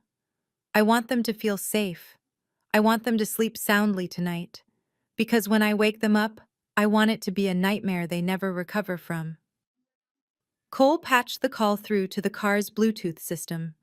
Augustus Sterling's voice filled the cabin, but he was not speaking to us. He was speaking to Mr. Kensington, the private collector in New York, who currently believed he was the proud new owner of a Steinway. Mr. Kensington, let me be crystal clear. Sterling's voice was smooth but sharp as a razor. You are currently in possession of stolen property. The bill of sale you received is a forgery. The man who sold it to the pawnshop had no legal title to the instrument. That piano belongs to the Rose Vance Living Trust, and I have already filed a police report in Chicago. There was a frantic sputtering on the other end of the line.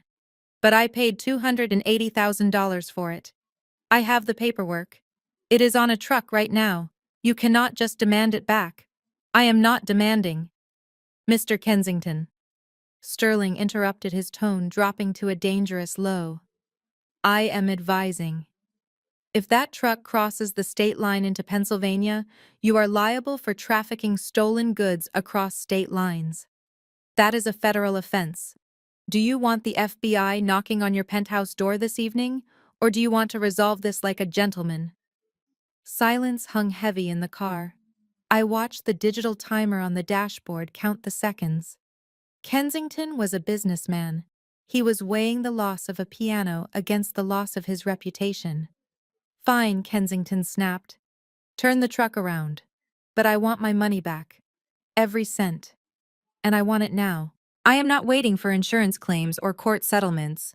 You wire me the $280,000 within the hour, or I let that truck keep driving. I looked at Cole, panic rising in my throat. My parents didn't have that kind of money. Brad certainly didn't. The money was gone. Done.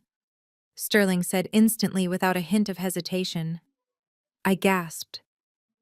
Sterling. That is $250,000. Rose prepared for this. Imani, Sterling said, addressing me for the first time. The trust has a liquid contingency fund. I am authorizing an emergency wire transfer to Mr. Kensington immediately. The piano is coming home.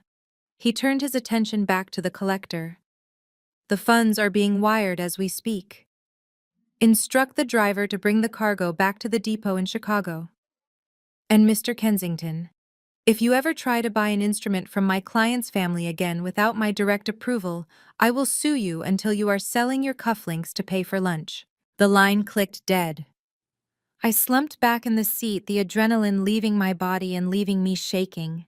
We had done it. The piano was safe. It wasn't going to New York. It was coming back to Chicago. But the reality of the situation hit me hard. My grandmother just had to spend nearly $300,000 of her hard-earned savings to buy back her own property because her son was a thief. Cole looked at me, his expression serious. We secured the asset, Imani. That was the hard part. Now comes the dangerous part. You have to go home.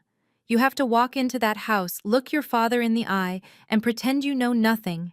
You have to let them think they got away with it. Can you do that? I thought about the money Sterling just spent. I thought about the car in the driveway. I thought about the smirk on Brad's face. I can do it, I said, staring out at the Chicago skyline. I will be the best actress they have ever seen, because the curtain doesn't fall until the party starts. The ride back to the suburbs was a blur of concrete and fury. My hands were resting in my lap, but they felt heavy, like I was holding a loaded weapon.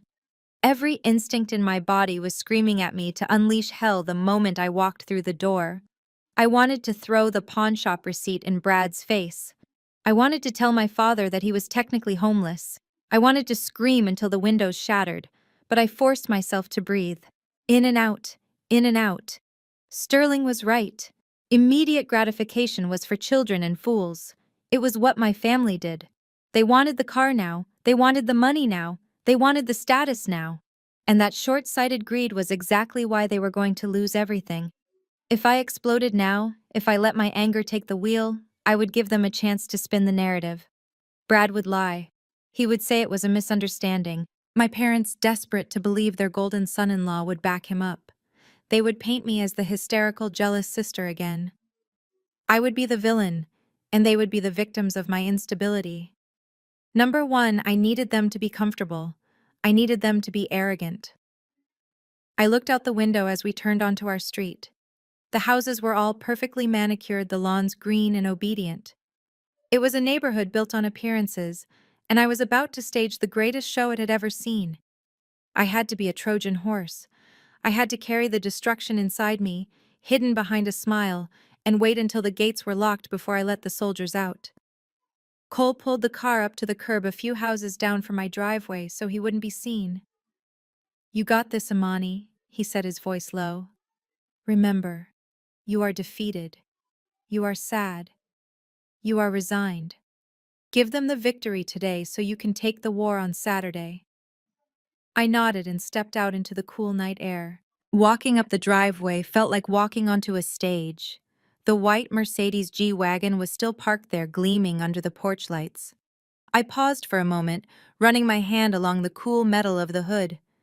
Yesterday, this car made me want to vomit. Tonight, it looked different. It looked like a trap. A beautiful, shiny steel trap that they had all walked into willingly. I reached for the front door handle. My heart was pounding against my ribs, but my face was calm. I loosened my shoulders. I let my posture slump just a little. I prepared my voice to sound tired and broken. I was about to walk into a den of lions, but they didn't know that I was the one with the keys to the cage. I turned the knob and pushed the door open, stepping into the warmth of the house that was no longer theirs. I tied the apron strings tight around my waist. It felt like putting on armor, but instead of steel, I was arming myself with the smell of garlic and rosemary. I went straight to the kitchen and started chopping vegetables. I needed something to do with my hands, something to channel the violent energy vibrating under my skin. If I stood still, I would shake. So I cooked. I made their favorite meal: roast chicken with glazed carrots and mashed potatoes, the kind of comfort food my mother always demanded, but never cooked herself. By the time the chicken was golden brown, the scent had lured them out of the living room. My mother was the first to appear, eyeing the spread with suspicion. My father followed, loosening his tie, while Bianca and Brad trailed behind, still scrolling on their phones. "What is this?" my mother asked, picking up a carrot with her fingers. "I thought you were sulking in your room." I took a deep breath. This was the performance of a lifetime. I turned to face them, keeping my hands clasped in front of me to hide the tremors. I admitted, keeping my voice low and steady. But I did a lot of thinking on the drive. And I realized that I was wrong. The room went dead silent. My father raised an eyebrow. "Wrong about what?" he asked. "About everything." I lied smoothly. "You were right. The piano was just taking up space. It was old. And Bianca, she does need that car. She is the face of this family. She is the one out there making things happen." I was being selfish, holding on to a piece of furniture just because Grandma liked it. I should be happy that we could turn it into something useful for everyone. I looked at Bianca and forced a smile. It felt like stretching rubber, but she bought it. She preened, flipping her hair over her shoulder. "Well, at least you finally admit it," Bianca said. "I mean, honestly, Amani, I was embarrassed for you earlier. Rolling around in the grass like a toddler. It was not a good look." "I know," I said, bowing my head slightly. "I am sorry. I just want us to have a good party on Saturday. I want to help." My father let out a long, satisfied sigh. He walked over and patted me on the shoulder, heavy and patronizing. "Now that is the Amani I raised. It takes a big person to admit when they are being irrational. I'm glad you finally see the big picture. We did this for the family. And hey, since we got such a good price for the wood, your mother and I were talking, if you behave yourself this weekend, maybe we will cut you a check for $1,000 or so. You can buy yourself a new keyboard, or pay off some of those student loans." I had to bite the inside of my cheek to keep from laughing. $1,000? They were offering me a crumb from a cake that did not even exist. They thought they had $60,000 in surplus cash, unaware that Brad had stolen it all. "That would be very generous of you, Dad," I said. "Thank you." My mother sat down at the table, picking up her fork. "Well, do not just stand there. Serve the food before it gets cold. And Imani, make sure you iron your sister's dress for the party. We want everything perfect." I picked up the carving knife. The blade glinted under the kitchen lights. "Of course, Mother," I said, slicing into the meat.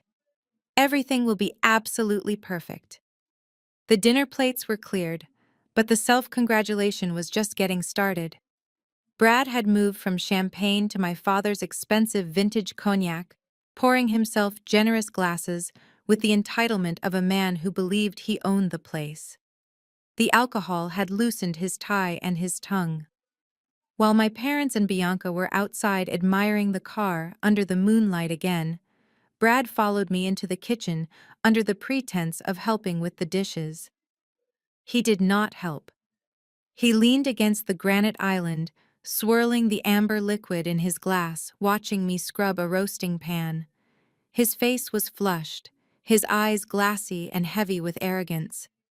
"You know, Imani," he slurred slightly, pointing a finger at me. "You are a good girl. You know your place. I respect that. Not like earlier. That was messy. But you came around." I kept my back to him, my hands deep in the soapy water. I slipped my wet hand into my apron pocket and tapped the screen of my phone. The voice memo app had been running for 3 hours, but I wanted to make sure it caught every syllable of what was coming next. "I am just trying to do what is best for the family, Brad," I said softly, playing the role of the submissive sister. "I know I do not have your head for business." Brad let out a bark of laughter. He took a swig of cognac and slammed the glass down on the counter. "Business," he scoffed. "It is not about business, Imani. It is about psychology. It is about knowing what people want to hear. Take your dad, for example. David likes to think he is this big-shot investor. He walks around puffing his chest out. But between you and me, the guy is a dinosaur. He is so easy to manipulate it is almost boring."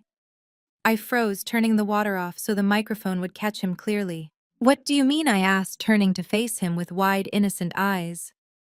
Brad smirked, leaning in closer, his breath smelling of alcohol and deceit. "I mean, I played him like a fiddle. He thinks I spent weeks negotiating the sale of that piano. He thinks I battled with collectors to get that $100,000 price tag." He laughed again, shaking his head at their stupidity. "I walked into a pawn shop, Imani. A dirty hole-in-the-wall pawn shop. I dumped that wood for whatever cash they had in the register. But I came back here with a fake receipt and a good story, and your dad ate it up." He patted me on the back. He called me a genius. He has no idea I pocketed the difference to pay off my gambling debts. He thinks I am the golden boy. He poked me in the shoulder hard. "That is the secret, Imani. People believe the lie they want to believe. Your parents want to believe they are rich and successful, so I gave them a shiny car and a fake number on a piece of paper. And they love me for it. They are sheep, and I am the shepherd." My heart was hammering against my ribs, not from fear, but from a dark, thrilling satisfaction. He had just confessed to everything. He admitted to the fraud, the theft, and the manipulation. He had called my father a sheep and a dinosaur. He had admitted to using the money for gambling.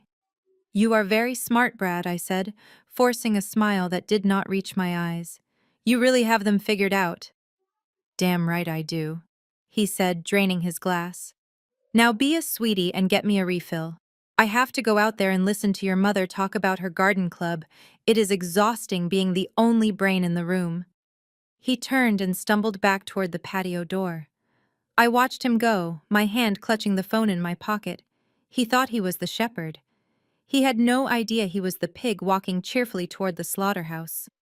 I saved the recording, backed it up to the cloud, and sent a copy to Sterling. The trap was not just set, it was lethal. The next 48 hours were a masterclass in deception. I became the perfect daughter. I was everywhere at once, anticipating needs before they were spoken, smoothing over conflicts, and feeding the colossal egos of my family members until they were bloated with confidence. I was not just planning a party, I was orchestrating a public execution, and I needed to make sure the audience was at maximum capacity. I stood in Bianca's bedroom, the air thick with the smell of hairspray and expensive perfume. She was standing in front of the full-length mirror, frowning at her reflection in a gold-sequined dress, that cost more than my monthly rent. It is too tight around the hips, Bianca complained, pulling at the fabric, and I feel like the color washes me out. I stepped forward, smoothing the sequins down her back with steady hands. It is not too tight, Bianca. I lied, my voice soft and reassuring. It fits you like a glove, and the gold matches the emblem on the car. You look like a trophy. When people see you standing next to that Mercedes, they are going to see a queen. She stopped fidgeting and looked at herself again. The vanity in her eyes was like a drug addict getting a fix. She smiled, turning side to side. You are right, she said, admiring her own reflection. I do look like a queen. Okay, we will keep this one, but make sure you get my shoes from the cobbler. I do not want to be scrambling on Saturday morning. I promised her I would handle it. I left her preening in the mirror and went downstairs to find my mother. Sheila was sitting at the dining room table, surrounded by stacks of invitations.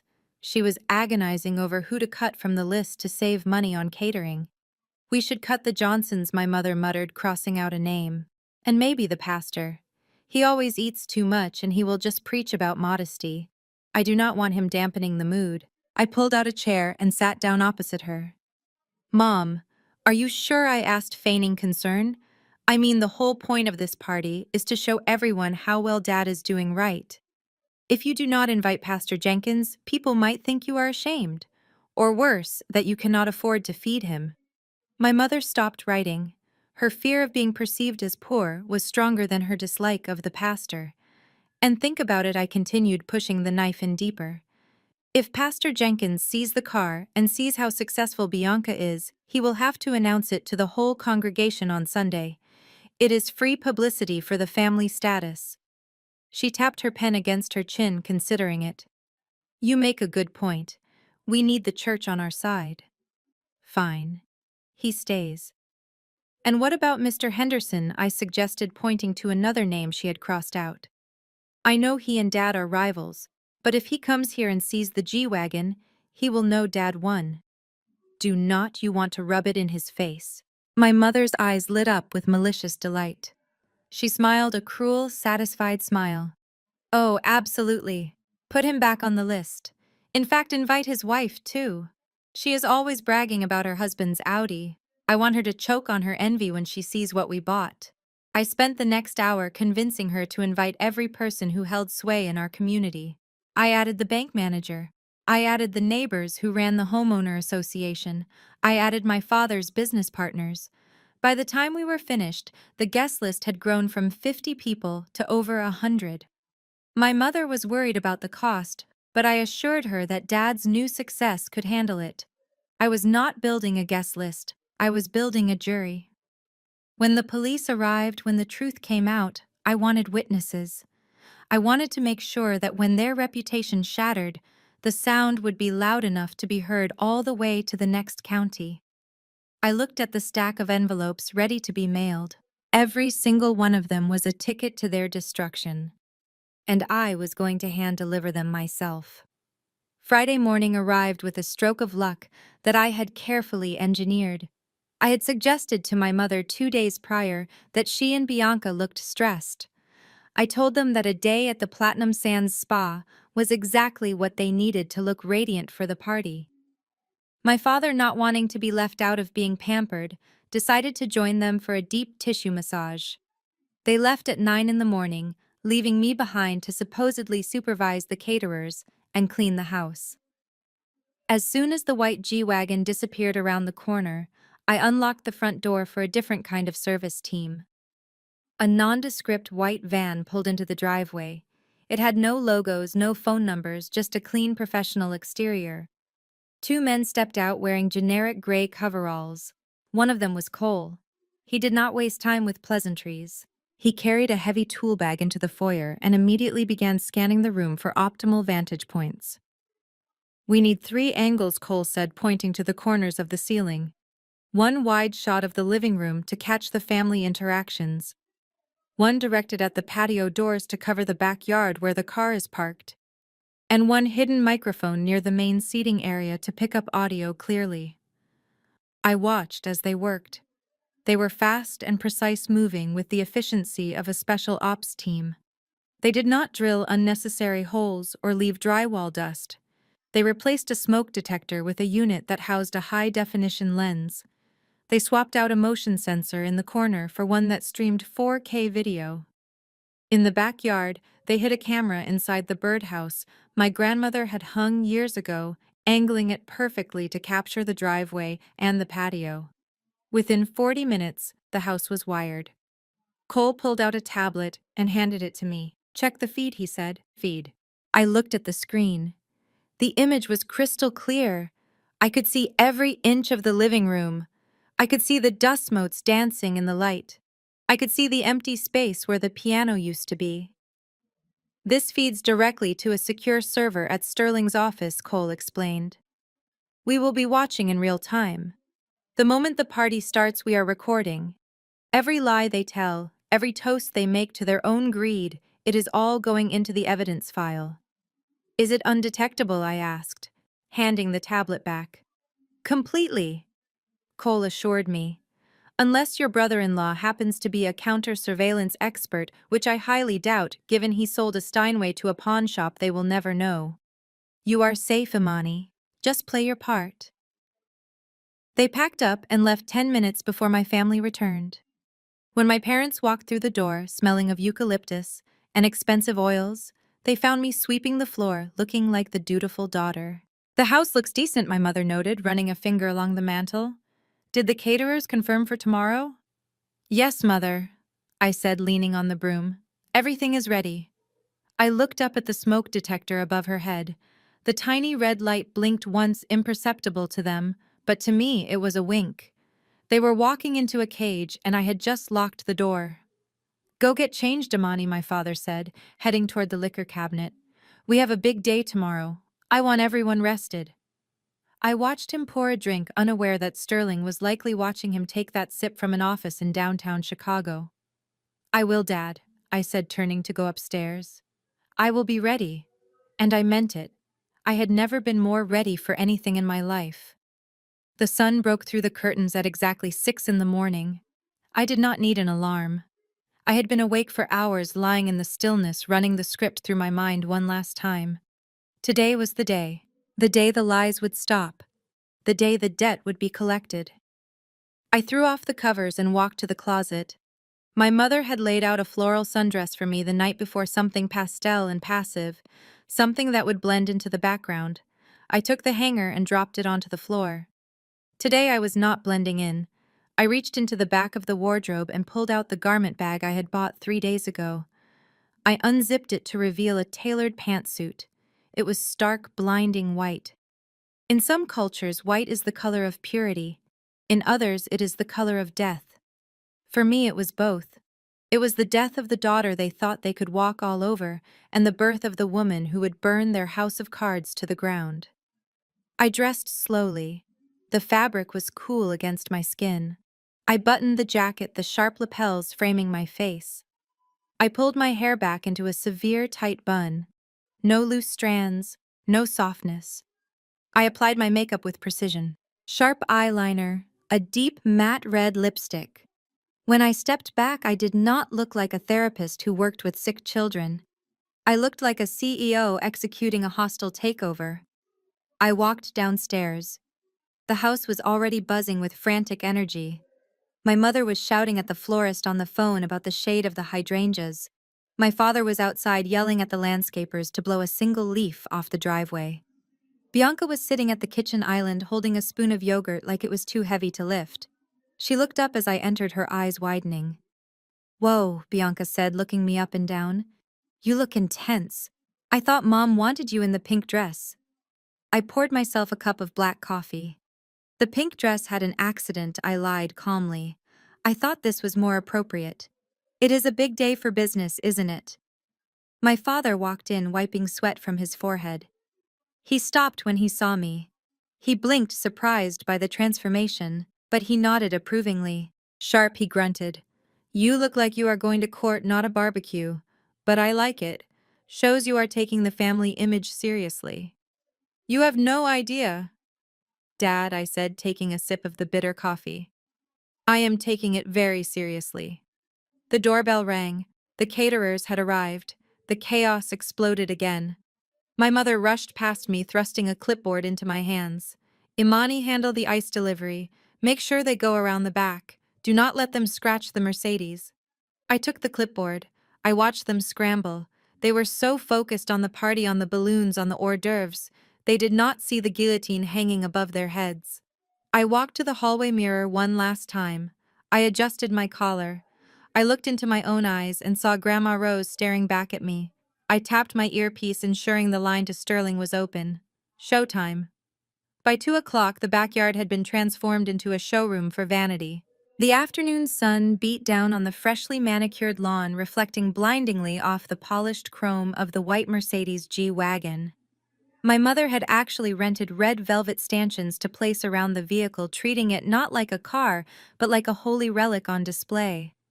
The air was thick with the scent of charcoal smoke, expensive perfume, and envy. The guests had arrived in droves, just as I predicted. Pastor Jenkins was there, balancing a plate of ribs, while eyeing the leather interior of the SUV. Mr. Henderson, my father's business rival, was walking around the car with a tight, forced smile, clearly doing the mental math on the monthly payments. The neighbors were whispering behind their champagne flutes, their eyes darting between the car and Bianca, who was holding court in her gold dress like a celebrity at a film premiere. I stood near the catering tent, a silent observer in my white suit. To them, I was just the helpful daughter, ensuring the ice buckets were full. To the camera lens hidden in the birdhouse above us, I was the witness. My father tapped a spoon against his glass, the sharp sound cutting through the chatter. He stepped up onto the small raised deck, holding a microphone he had insisted on using. He loved the sound of his own voice, and today he had an audience. Friends, family, neighbors, he boomed, his chest puffed out.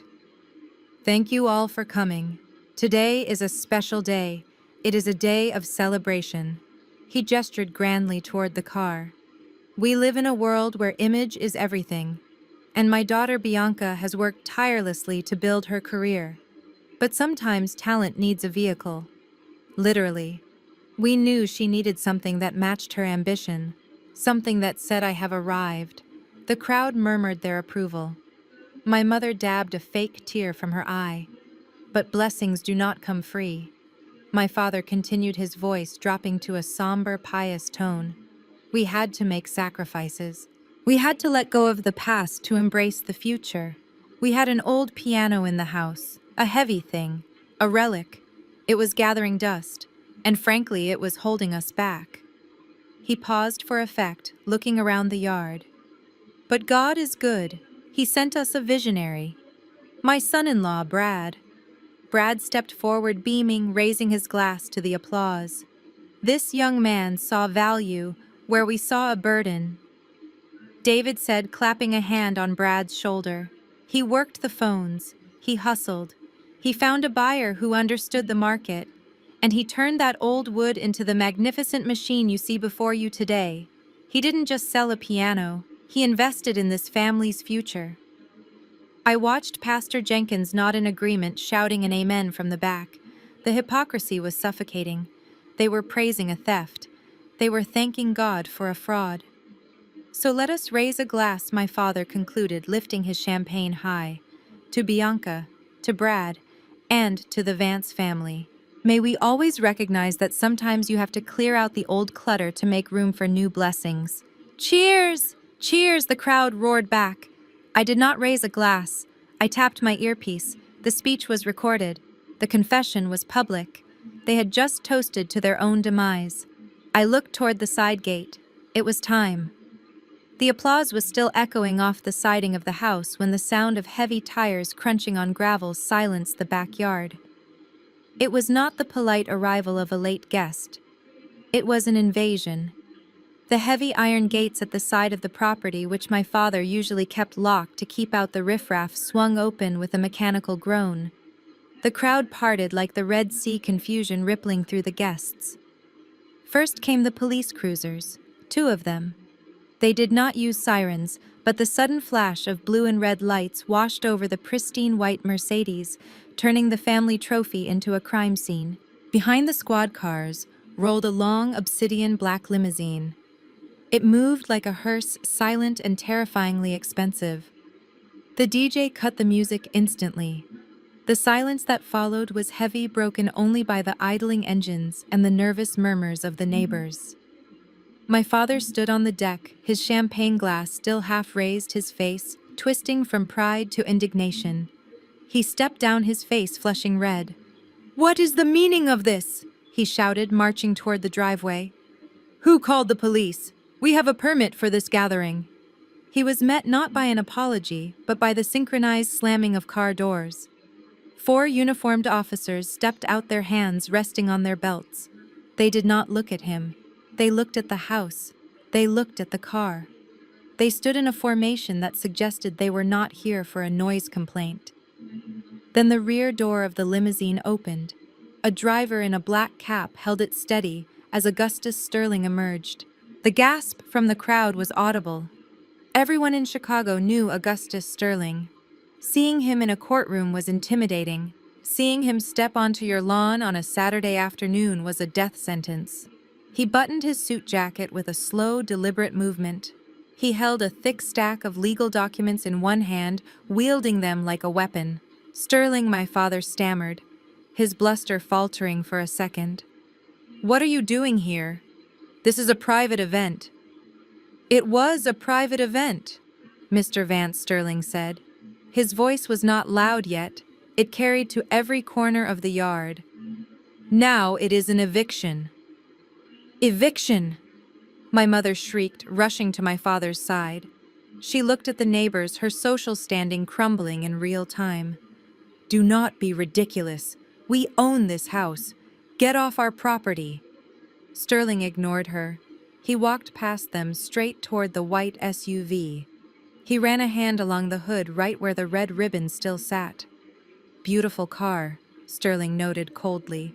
"It is amazing what you can buy when you sell things that do not belong to you." He turned to face them, and then he looked at Brad. Brad had turned a pale, sickly shade of gray. He was trying to back away into the crowd, but 2 officers stepped into his path, blocking his escape. David Vance, Sheila Vance, and Bradley Miller Sterling announced, holding up the paperwork. "You are hereby served with an immediate cease and desist, a notice of revocation of trust, and a criminal summons for grand larceny in the 1st degree." The crowd erupted in whispers. My father looked like he had been punched in the gut. "Larceny," he sputtered. "We sold our own piano. You cannot arrest us for selling our own furniture." "That is where you are confused," David Sterling said, stepping closer until he was inches from my father's face. "You did not sell a piano. You sold a cultural heritage asset belonging to the Rose Vance Living Trust. And per the deed you signed 30 years ago, the ownership of this house was conditional on that piano remaining in this living room." Sterling signaled to the police. "You broke the contract, you stole the asset, and as of this moment, you are trespassing on the property of the trust's sole beneficiary." My father looked around wildly, his eyes finally landing on me, standing by the catering tent in my white suit. "Imani," he pleaded. Tell him we are family." I stepped forward. I did not smile. I did not yell. I just looked at him with the cold detachment of a stranger. "I am sorry, Mr. Vance," I said, my voice cutting through the humid air. "But the owner of this house has asked you to leave." The silence in the backyard was shattered by the harsh rhythmic beeping of a flatbed tow truck backing into the driveway. It was a sound that signaled the end of the fantasy. The red velvet ropes were kicked aside by the police officers, treating the VIP display like a crime scene perimeter. Officer Sterling said, gesturing calmly toward the gleaming white SUV. "This vehicle is classified as the fruit of criminal activity. It was purchased with laundered funds obtained through the illegal sale of trust assets. Please secure it as evidence." Bianca let out a scream that sounded more like a wounded animal than a human being. She threw herself toward the car, grabbing the door handle as if her physical weight could stop the law. "You cannot take it," she shrieked, her mascara running down her face in jagged black lines. "It is mine. My name is on the title. It is my car." The lead officer stepped forward, physically blocking her from the vehicle. Actually, ma'am, the bank owns it and the down payment was stolen. That makes this vehicle a felony in motion. Step away from the car or you will be charged with obstruction of justice. Bianca stumbled back, looking at her husband for help, but Brad was currently preoccupied with his own nightmare. 2 officers had flanked him. He looked small now. The arrogance that had filled the kitchen the night before, the swagger he had displayed during the toast, it had all evaporated. He looked like exactly what he was, a con man caught in the spotlight. Bradley Miller, the officer, announced, his voice booming for the entire party to hear. "Turn around and place your hands behind your back. You are under arrest." Brad's eyes darted around the crowd, looking for an exit, looking for a friendly face. He found neither. The guests, the same people who had cheered for him 5 minutes ago, were now holding up their phones, recording his downfall in high definition. "Wait," Brad stammered, holding his hands up. "This is a mistake. My father-in-law told me to sell it." David, tell them. Tell them it was your idea." My father stiffened. The betrayal hit him harder than the police presence. He looked at Brad, the man he had called a visionary, the man he had praised as a son. "You liar!" David roared, his face turning a dangerous shade of purple. "You told me you handled it legally. You told me you got $100,000. The officer did not care about the family drama. He spun Brad around and slammed him against the side of the G-Wagon. The sound of metal cuffs ratcheting shut echoed across the lawn. Click, click, click. "You are being charged with grand larceny, forgery in the 2nd degree, and wire fraud," the officer recited, tightening the cuffs.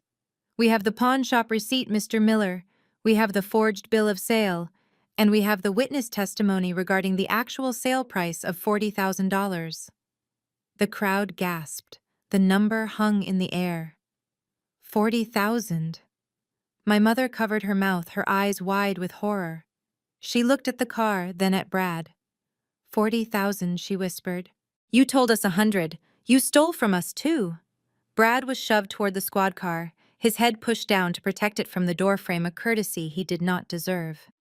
As he was dragged away, kicking and shouting about how he was just trying to help, the tow truck winch whined into action. The chains were hooked to the undercarriage of the Mercedes.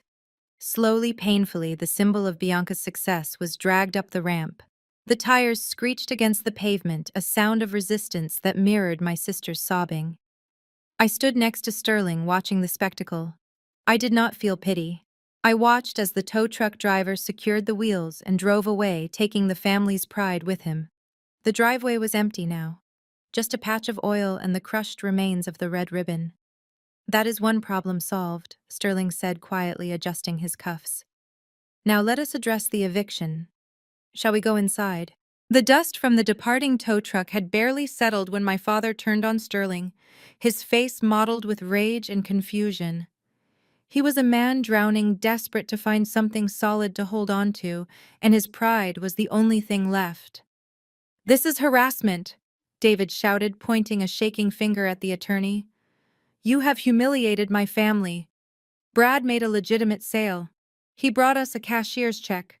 We saw the paperwork. You are twisting the truth to help this ungrateful girl steal my house."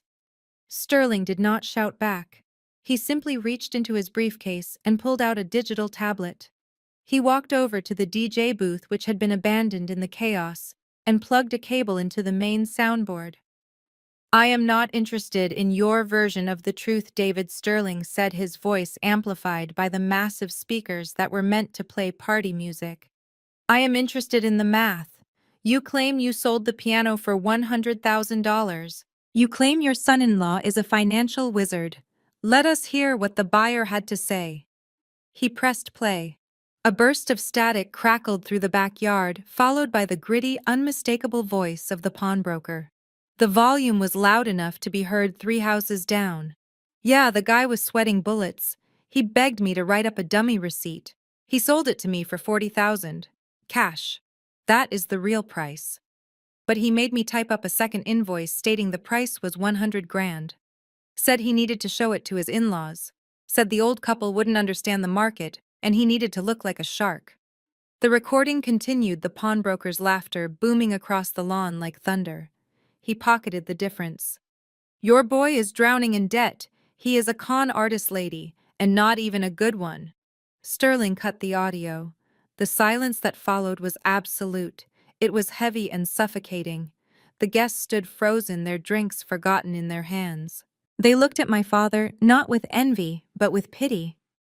The great David Vance, the shrewd investor, the head of the household, had been swindled by a man who treated him like a senile old fool. My father's face went pale, the red rage drained away, leaving him looking gray and hollow. He looked at the empty driveway where the car used to be. He did the math in his head.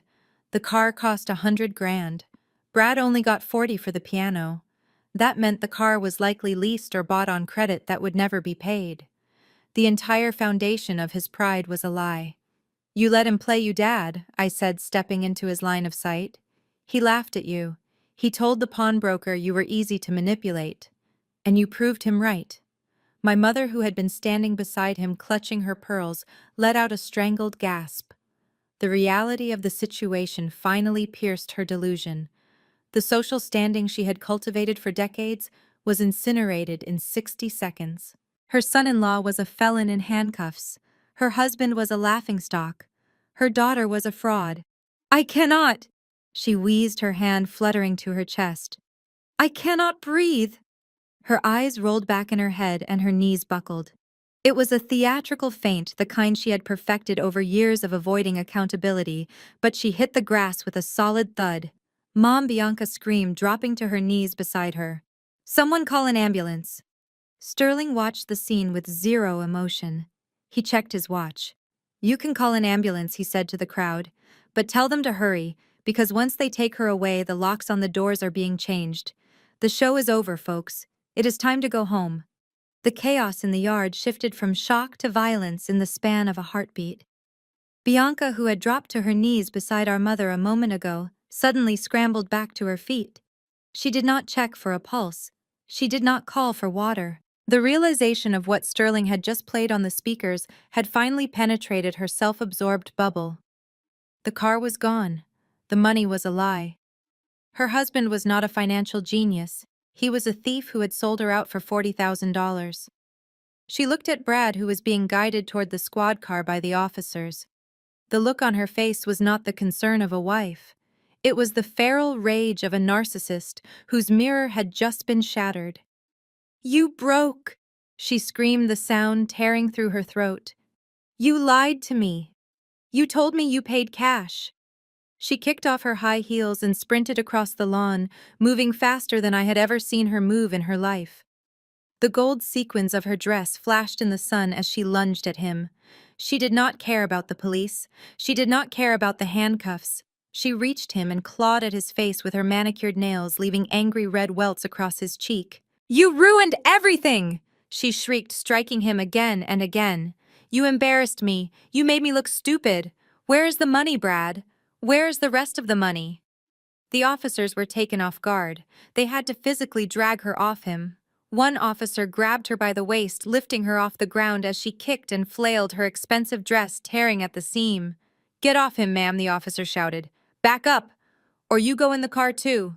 Brad, shielded behind the officer, looked at her with a mix of fear and pathetic defiance. I did it for us, Bianca, he yelled back, spitting blood from a split lip. I was trying to keep up with you. You spend money faster than I can make it. You wanted the car. You wanted the lifestyle. I had to do something.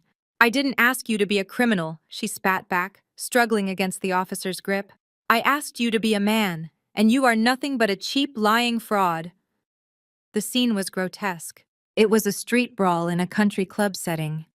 But the most damning part was not the fight itself. It was the audience, the guests, the cream of our local society. The people my mother had vetted so carefully were not looking away in polite embarrassment. They were leaning in. Every single one of them had their phone out. I saw the pastor live streaming. I saw Mr. Henderson recording with a gleeful grin. I saw the neighbors zooming in on Bianca's ruined makeup and torn dress. The illusion of the perfect Vance family was not just cracking, it was exploding, and it was being broadcast in real time to the entire internet. The influencers Bianca tried so hard to impress were now going to feast on her downfall. She wasn't an icon anymore. She was a meme. I stood perfectly still in my white suit, the only calm point in the hurricane.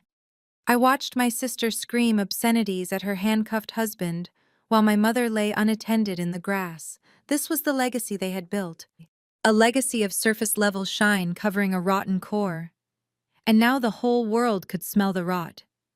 Sterling stepped up beside me, watching the police finally shove Brad into the back of the cruiser. "Well," Sterling murmured, his voice low and dry, "I believe that concludes the entertainment portion of the evening. Now comes the eviction. Are you ready to take the keys, Imani?" I looked at the house looming large and empty behind the chaos. "I am ready," I said. "Take them all down." The spectacle of the arrest was fading, but the real show was just beginning. Augustus Sterling stepped up to the microphone that my father had used only minutes ago to brag about his success.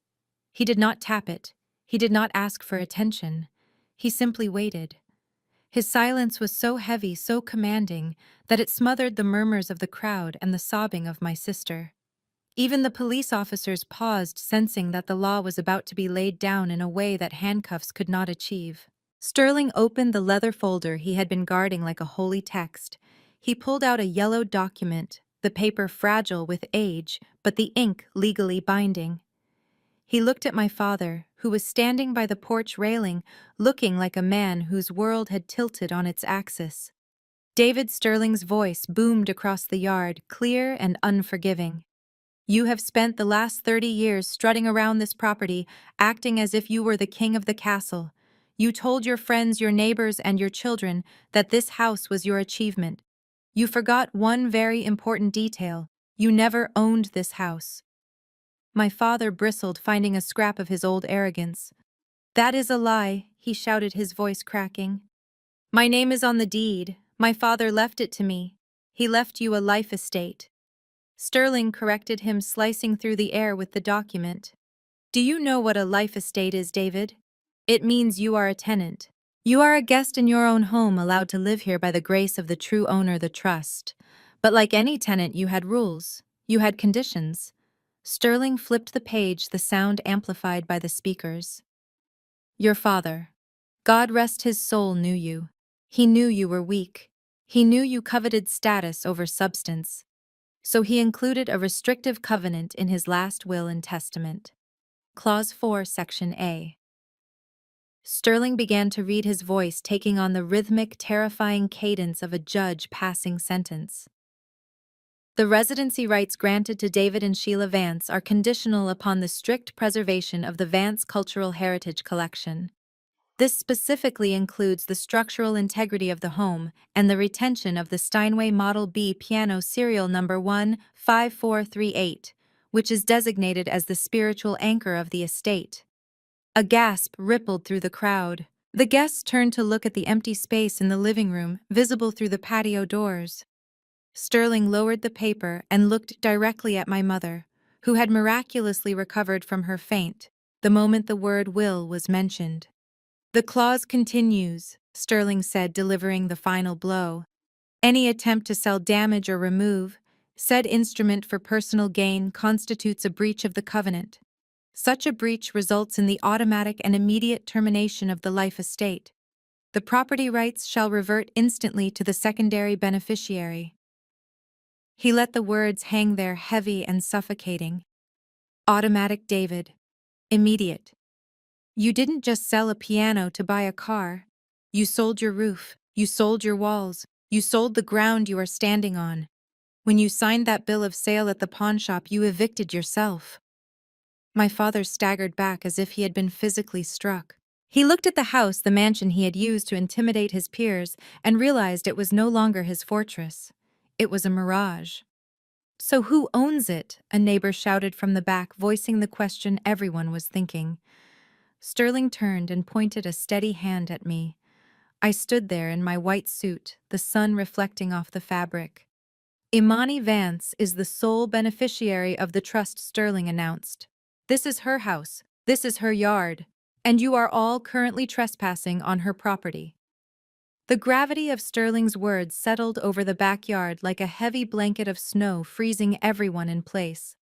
The guests who had spent the afternoon drinking my father's champagne and laughing at his jokes were now looking at him as if he were a stranger. And in a way he was. The persona of David Vance, the wealthy patriarch, had evaporated, leaving behind a trembling, defeated man in a suit that suddenly looked too big for him. I did not wait for the shock to wear off. I stepped out from the shadow of the catering tent.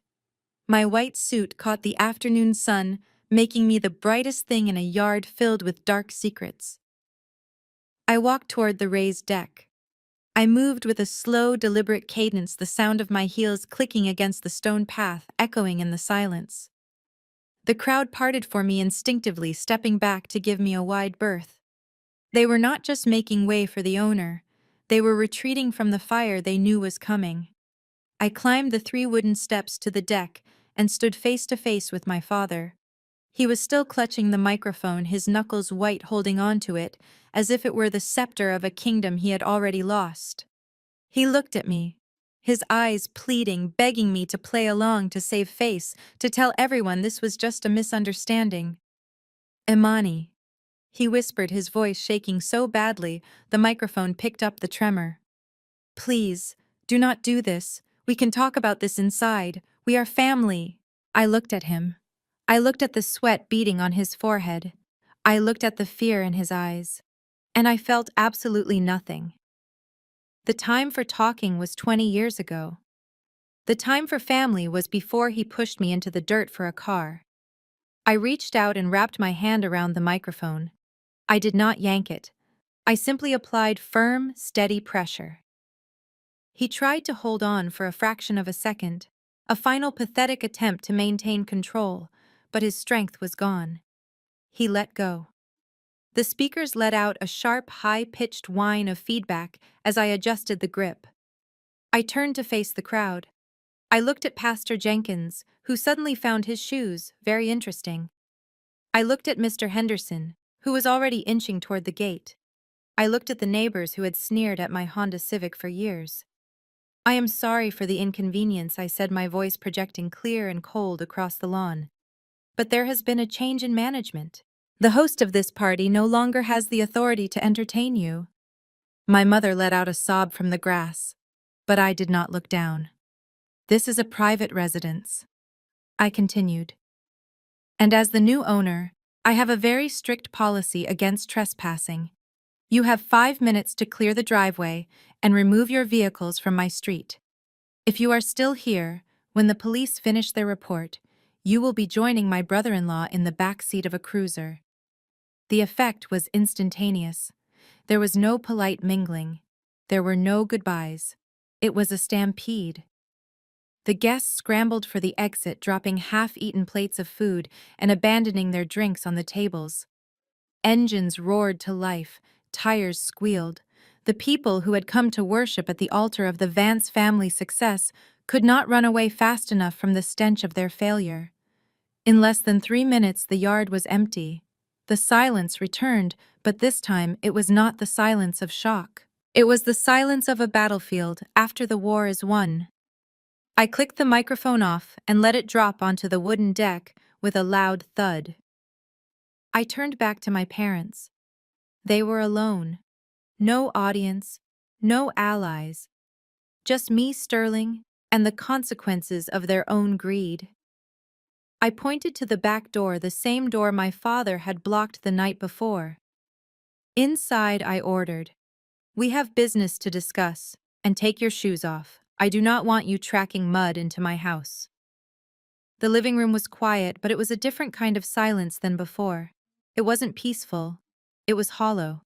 The space where the Steinway used to sit felt like a gaping wound in the floorboards, a physical reminder of the betrayal that had taken place. My parents sat on the beige sofa, huddled together like refugees in a war zone. Bianca sat on the armrest, her mascara ruined, picking at the loose threads of her torn gold dress. Augustus Sterling stood by the fireplace, a silent sentinel, his arms crossed over his chest. I did not sit. I stood in the center of the room, directly in the empty spot where the piano bench should have been, I wanted them to look at me and see exactly what was missing. "So this is it," my father said, his voice raspy. "You are just going to throw us out, after everything we did for you. We put a roof over your head, we fed you, we clothed you." I looked at him, feeling a wave of exhaustion. He still didn't get it. He still thought this was a negotiation.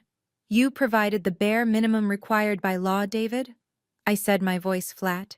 "And in exchange you treated me like a servant in my own home, you belittled my career, you mocked my appearance. And when you wanted a quick cash grab, you stole the one thing that actually mattered to me.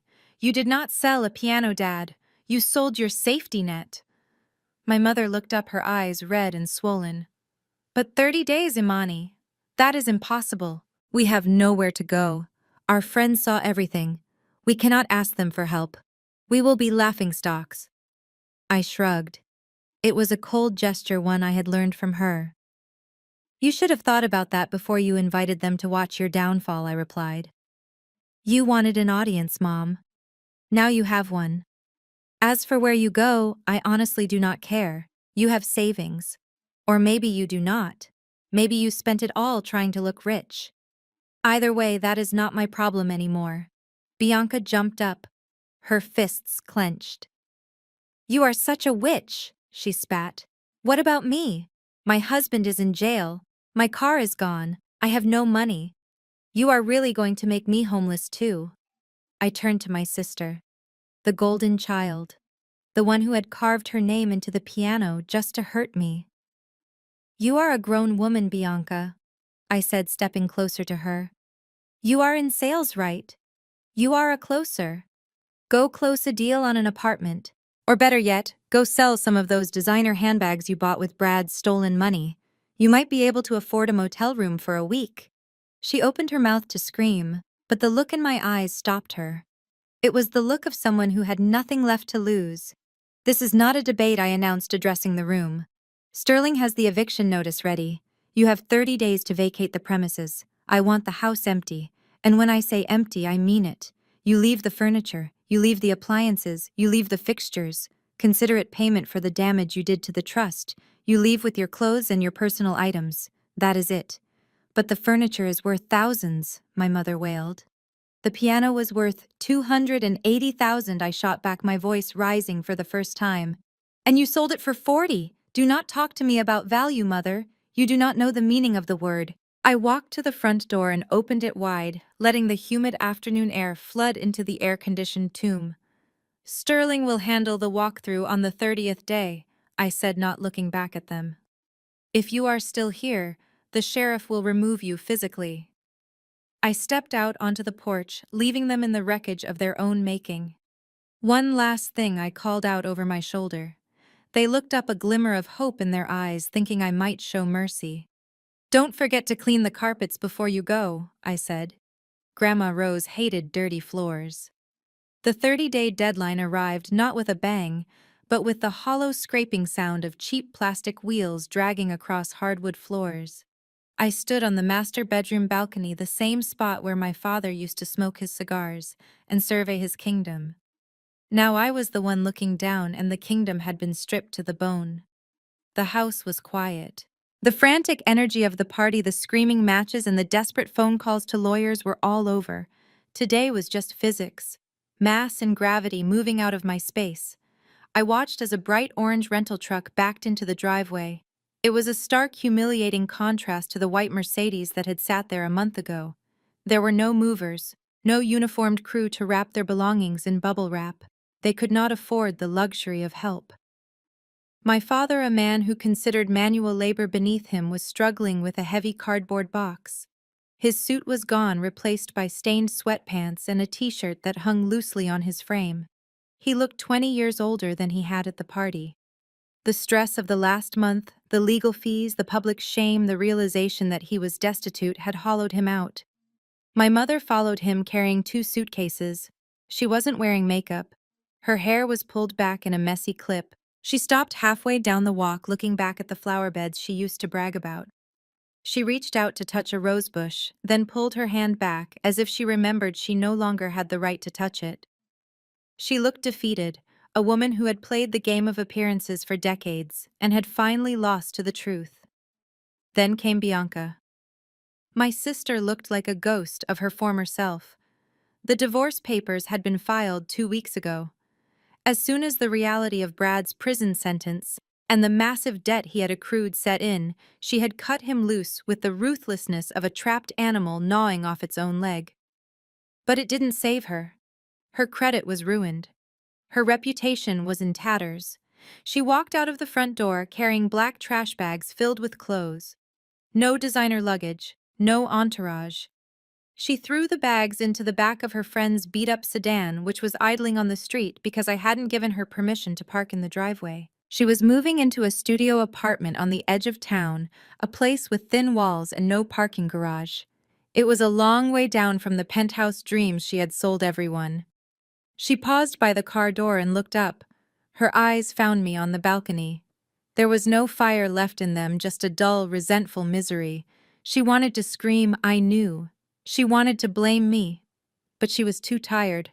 She just got into the car, slammed the door, and slumped against the window. I did not wave. I did not smile. I did not feel a surge of triumph. I felt the cold, clinical satisfaction of a surgeon who had successfully removed a tumor. The operation was messy, but the legacy would survive.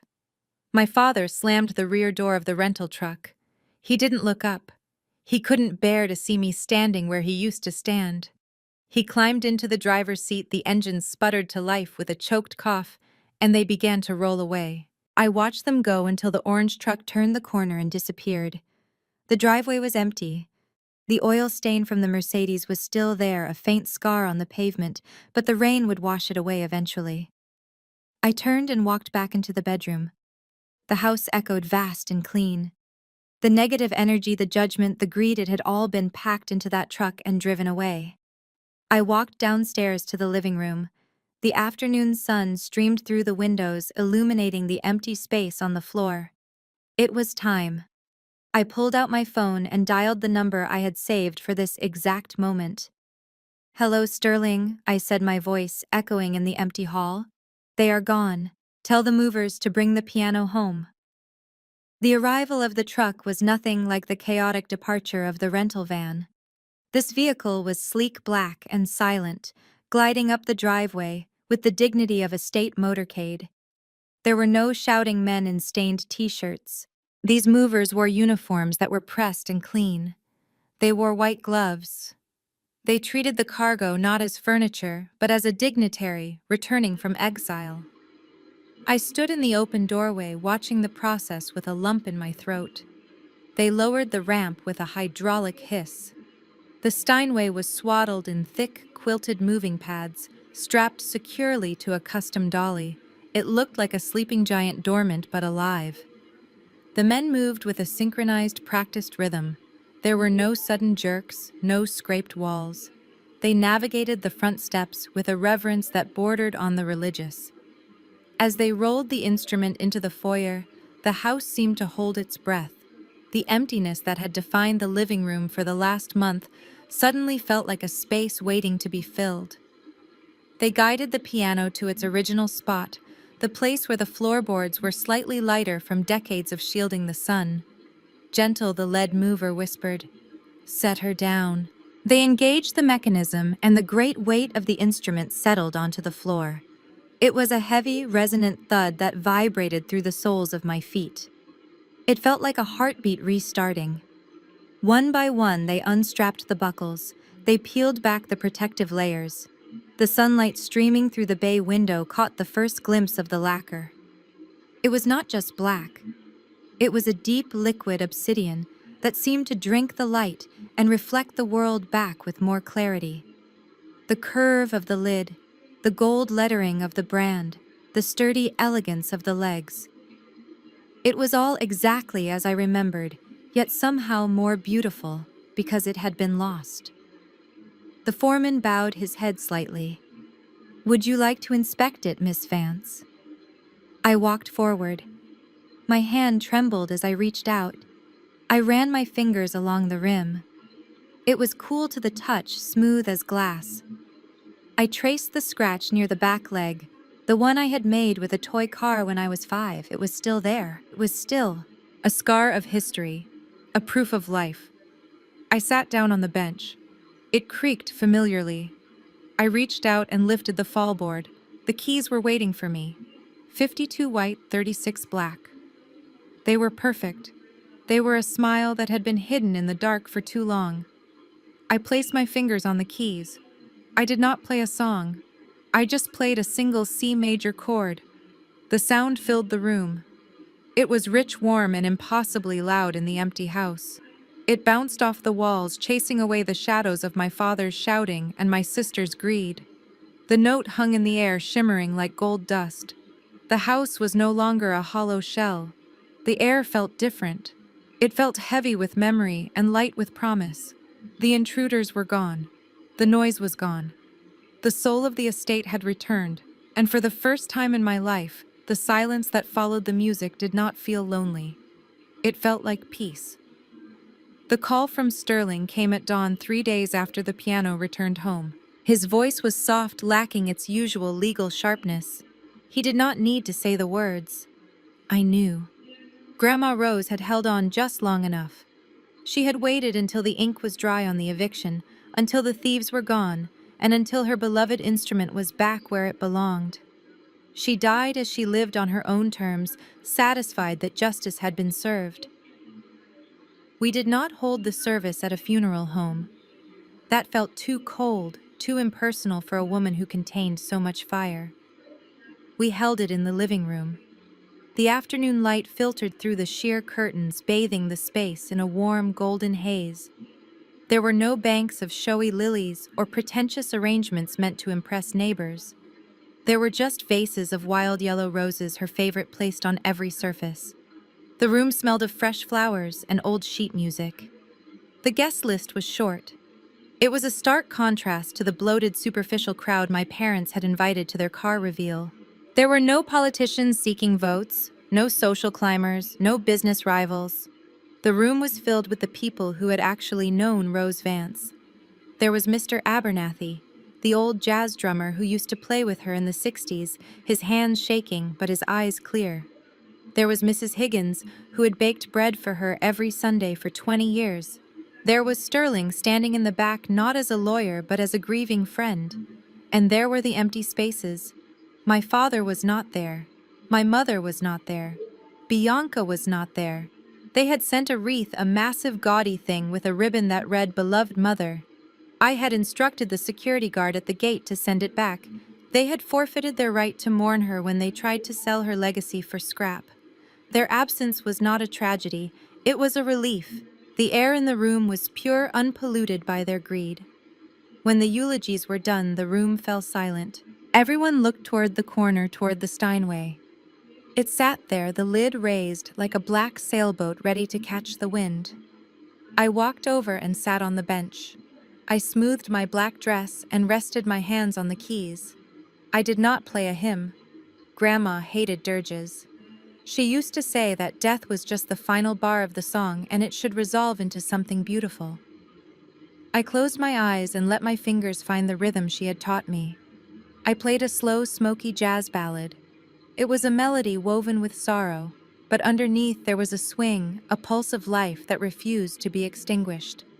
The bass notes rolled like thunder, deep and resonant, shaking the floorboards. The high notes danced light and improvisational, mimicking her laughter. I felt her in the room. I felt her hand on my shoulder, correcting my posture. I felt her nodding in time with the syncopation. For 5 minutes, I was not just playing a piano. I was having a final conversation. I poured every ounce of my love, my gratitude, and my grief into the ivory and ebony. When I hit the final chord, a complex, shimmering major seventh that hung in the air like suspended dust, I let it fade into absolute silence. I did not lift my hands immediately. I sat there listening to the house breathe. There was no applause, just a collective exhale of love. I looked up at Sterling. He gave me a small, sad smile and nodded. She was gone. But the music remained, and for the first time in a long time, the house felt complete. The house is finally quiet. It is not the eerie, tension-filled silence that used to suffocate these hallways when my father was home waiting to explode over a misplaced coaster. Nor is it the superficial buzzing silence of my mother and sister scrolling through their phones, ignoring each other in the same room. This is a different kind of silence. It is heavy. It is solid. It is the sound of ownership. I sit on the leather bench, my back straight, my posture mirroring the portrait of Grandma Rose that now hangs back in its rightful place above the mantel. The late afternoon sun cuts through the sheer curtains, creating long golden bars across the floor. They look like the lines of a music staff waiting for notes to be written. The camera of my mind pans around the room.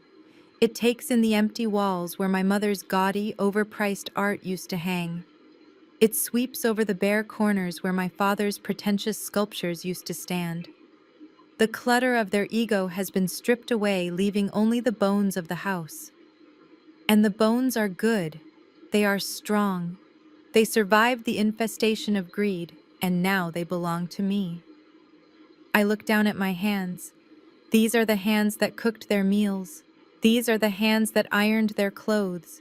These are the hands they thought were only good for serving them. They never looked closely enough to see the strength in my fingers. They never noticed the calluses from hours of practice. They saw a servant. They never saw the maestro. Somewhere across town, in a cramped apartment that smells of stale smoke and regret, Bianca is likely screaming at a wall. My father is probably staring at his reflection in a cracked mirror, wondering how a man who thought he was a king ended up a pauper. My mother is likely weeping not for the loss of her home, but for the loss of her audience. They are living in the wreckage of their own choices. They bet everything on the appearance of wealth, and they lost the reality of it. I run a fingertip over the keys. They are cool, responsive, and infinitely patient. They waited for me, just like I waited for this moment. They thought the piano was just wood and wire. They thought it was an asset to be liquidated for a down payment on a status symbol. They didn't understand that this instrument was the heart of the family. When they cut it out, they killed themselves. They didn't realize that you cannot build a future by burning your history. The camera circles me now, moving faster, capturing the solitude and the power of the moment. I am the only thing left in the frame, the survivor, the heir, the victor. They sold the past to buy face. I say to the empty room, my voice steady and resonant. They traded a legacy for a lease. They wanted the world to look at them with envy, and in the end, the world looked at them with pity. I pause, letting the truth settle in the air like dust. But me, I used the truth to buy back the future.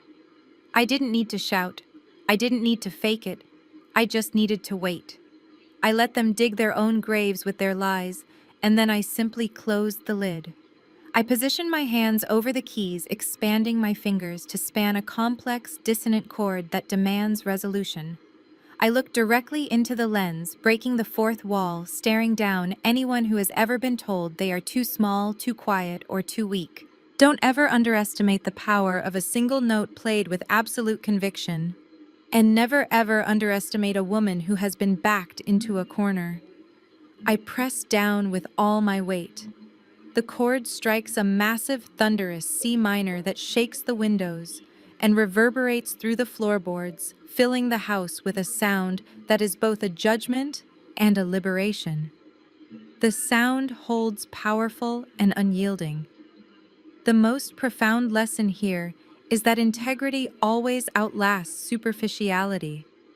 Imani's family built their empire on the fragile foundation of appearances and greed, foolishly trading a priceless legacy for a depreciating status symbol.